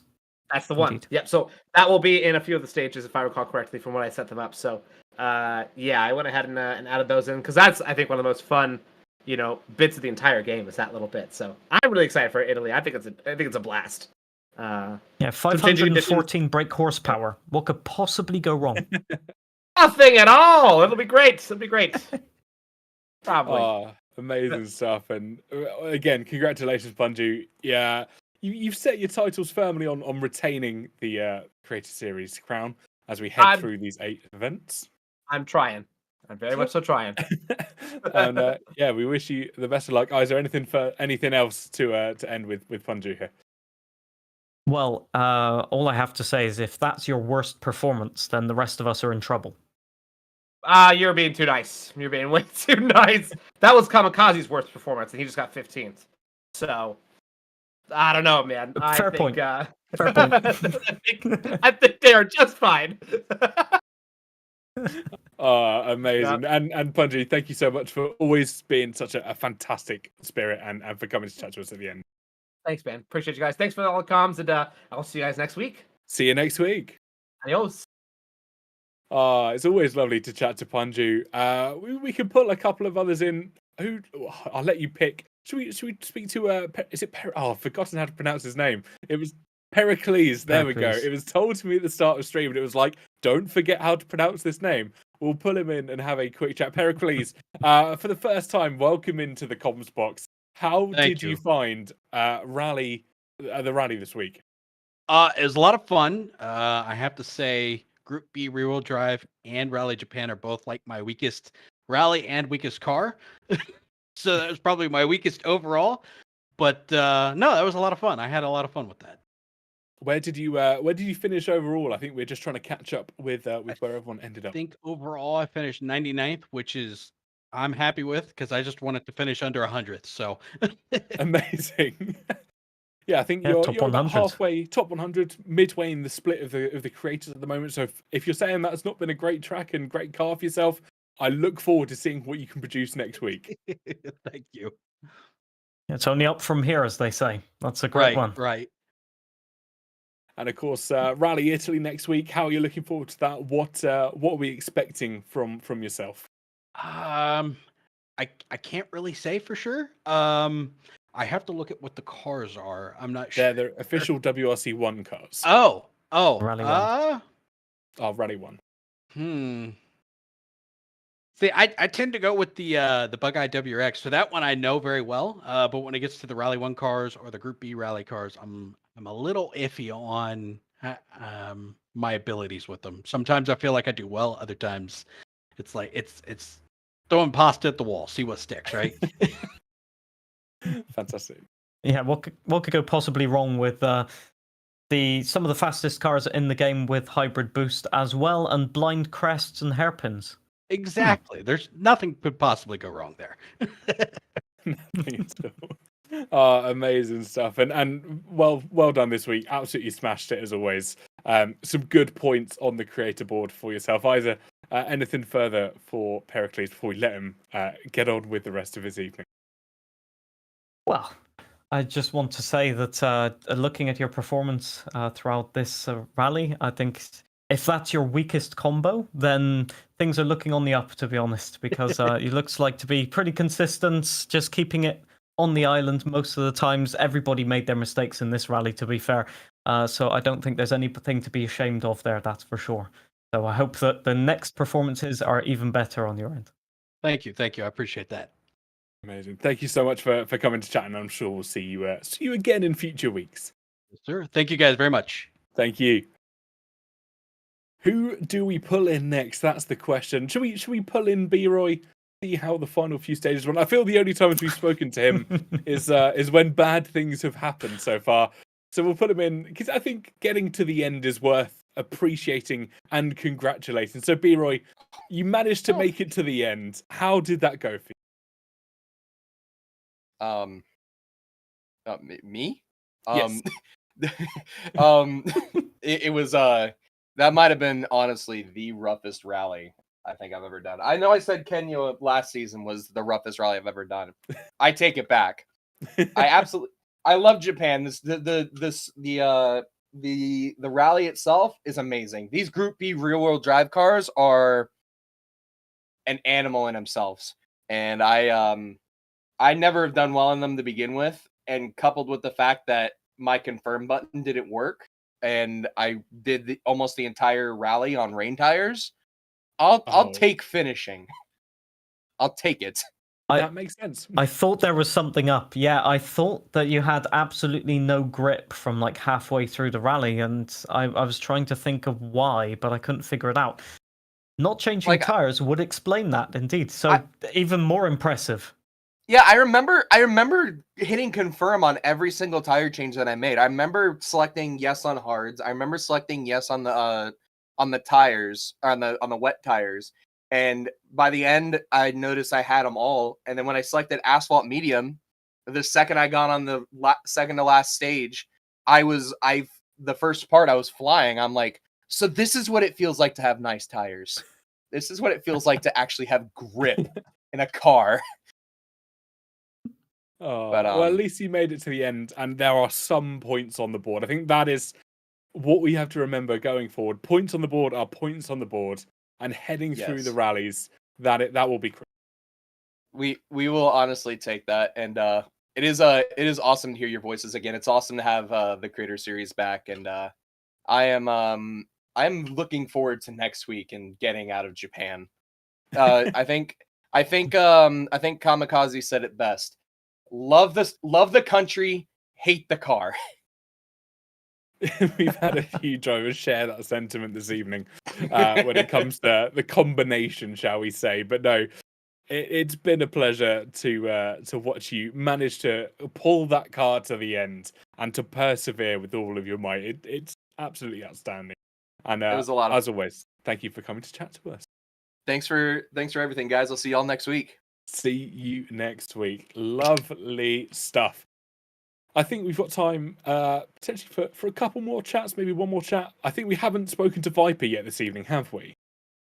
I don't think we have, actually. So let's see. I know he's muted, but let's see if we can pull him in. He's not deafened. So I wonder if we can pull Viper in for chat. Viper, I don't know if you can hear us or if you're going to be able to respond, but how did the rally go for yourself? I was doing so well. I did the whole first stage. I didn't hit a single wall, like the best I've ever done. And then literally the final turn before the end, I found a gap between a barrier and got terminal damage, and it ruined the rest of the rally. And then I forgot to change from wet tires for the 2 long ones, and it just was awful to drive. I have a quick question from the production booth as to why you're upside down. Is it for aerodynamics? Is it for speed, skill? Oops. I don't know. Am I? Your camera at random intervals this evening would just flip 180 degrees, so we'd cut to you, and you are currently on our screens. You are upside down. That works. Do you want me to do a handstand so you can see me the right way up? But no, Production has just mirrored the camera upside That's down. why I kept crashing, guys. All the blood was in my head.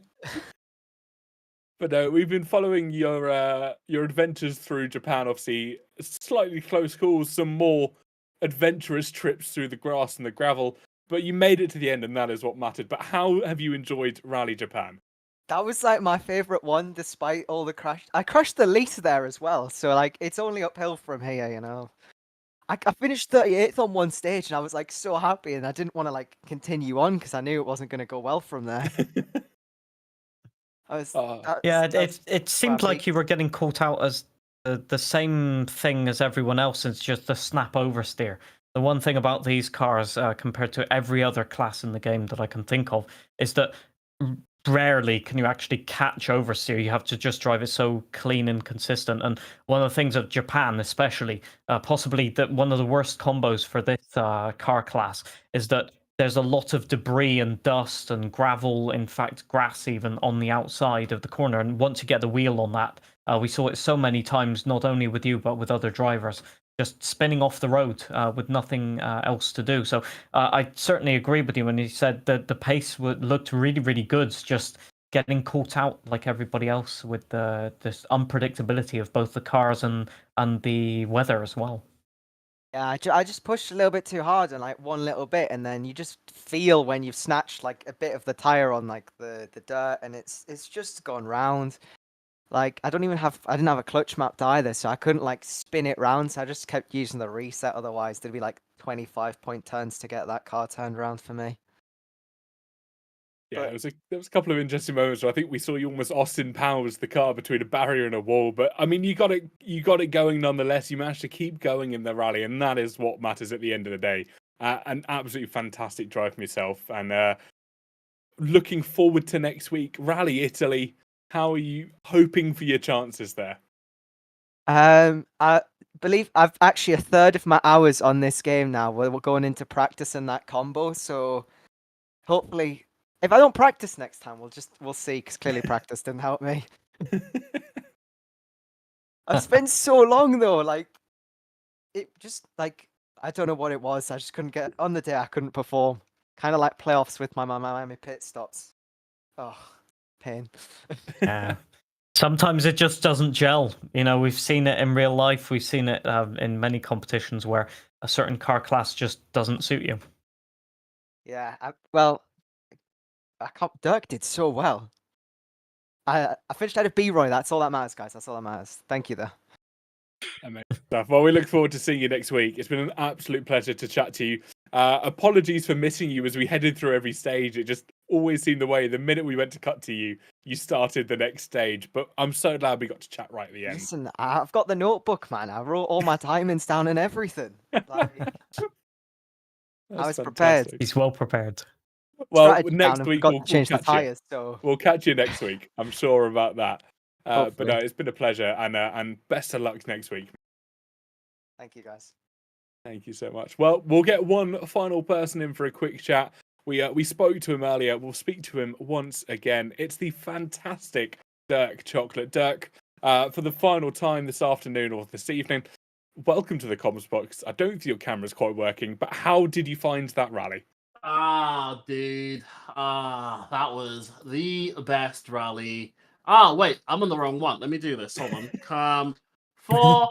I've been on the wrong one this whole time. Yeah, it was alright. It wasn't all that, you know. Where's Gareth? Can you hear me, Gareth? Yeah. What were you saying about you beating me earlier? I said it was possible. How about me beating everyone else? How about I didn't think that was possible. that? Sorry. I'm just going to get some popcorn here. Yeah.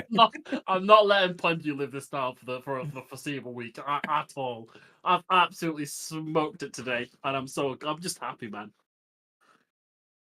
Yeah, you drove an absolute storm through the hills of Japan. We were watching right at the end as you were creeping ever closer to beating Punju on the power stage. I think you fell ever so short of getting those crucial power stage points, but nonetheless, an outstanding drive by yourself over the course of 8 stages.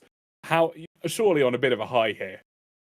Dude, I'm just listening to house music. Just see that on, man, bro. I've been playing rally games for a while now, and this is the first time where I've been pushing to the car to the point so much where I've been like, this is so. There were points where it went, but it was just, the whole time I was just on the limit. Like the rear was sliding, and I was just catching it the whole time. And it just felt good. I felt so locked in with the car this time. But the final stage was when I made the most mistakes in, because I was just trying to like push as much as possible. So I made the most mistakes in, but if I just dialed it back a tiny bit, dude, that would have been easy another minute faster. Wow, that's just finally happened. We have found a driver that likes snap oversteer. It does exist. Same thing with like in road cars. I don't know what it is. I love oversteer. Like I'd rather me fight the car oversteer. Like, bro, last week I had the most understeering junky car I've ever had in my life, and I hated every minute of it. I had the polar opposite today, and I loved every minute of it. So yeah, oversteer over understeer any day. Amazing stuff. And next week, Rally Italia. How are you looking forward to that one?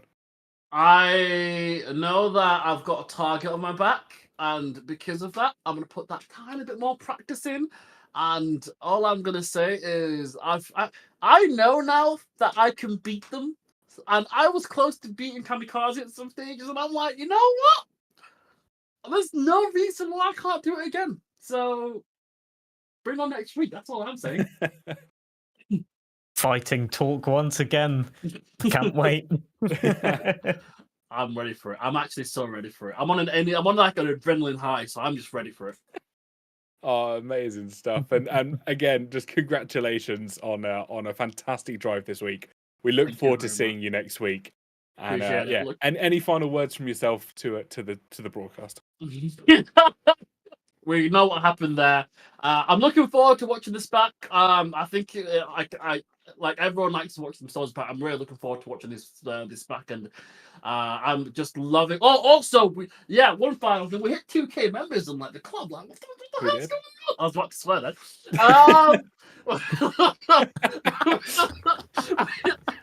We hit 2K members. So I'm loving that so many people are getting involved that are watching, and it's really much appreciated. Hopefully we can like just keep giving like these enjoyable events and like wild stages for people to really enjoy the game for what it can offer. So yeah, thank you for everyone that's been taking part and that's watching. So yeah, thank you very much for that. Amazing stuff. And yeah, thank you so much. Thanks for coming to chat to us. And I'm sure we'll see you next week, Dirk. Beautiful. We'll see you guys soon. See you soon. Amazing stuff from all of our content creators there. This is the final standings, I believe, after all 8 stages. You can catch up with it yourself on RaceNet. Of course, you can sign up to the club on RaceNet as well. It's under partnered clubs under WRC. Go get involved. We're on 2,132 members. There's the name of it. EA Creator Series. Completely crossplay. All of the assists are enabled as well.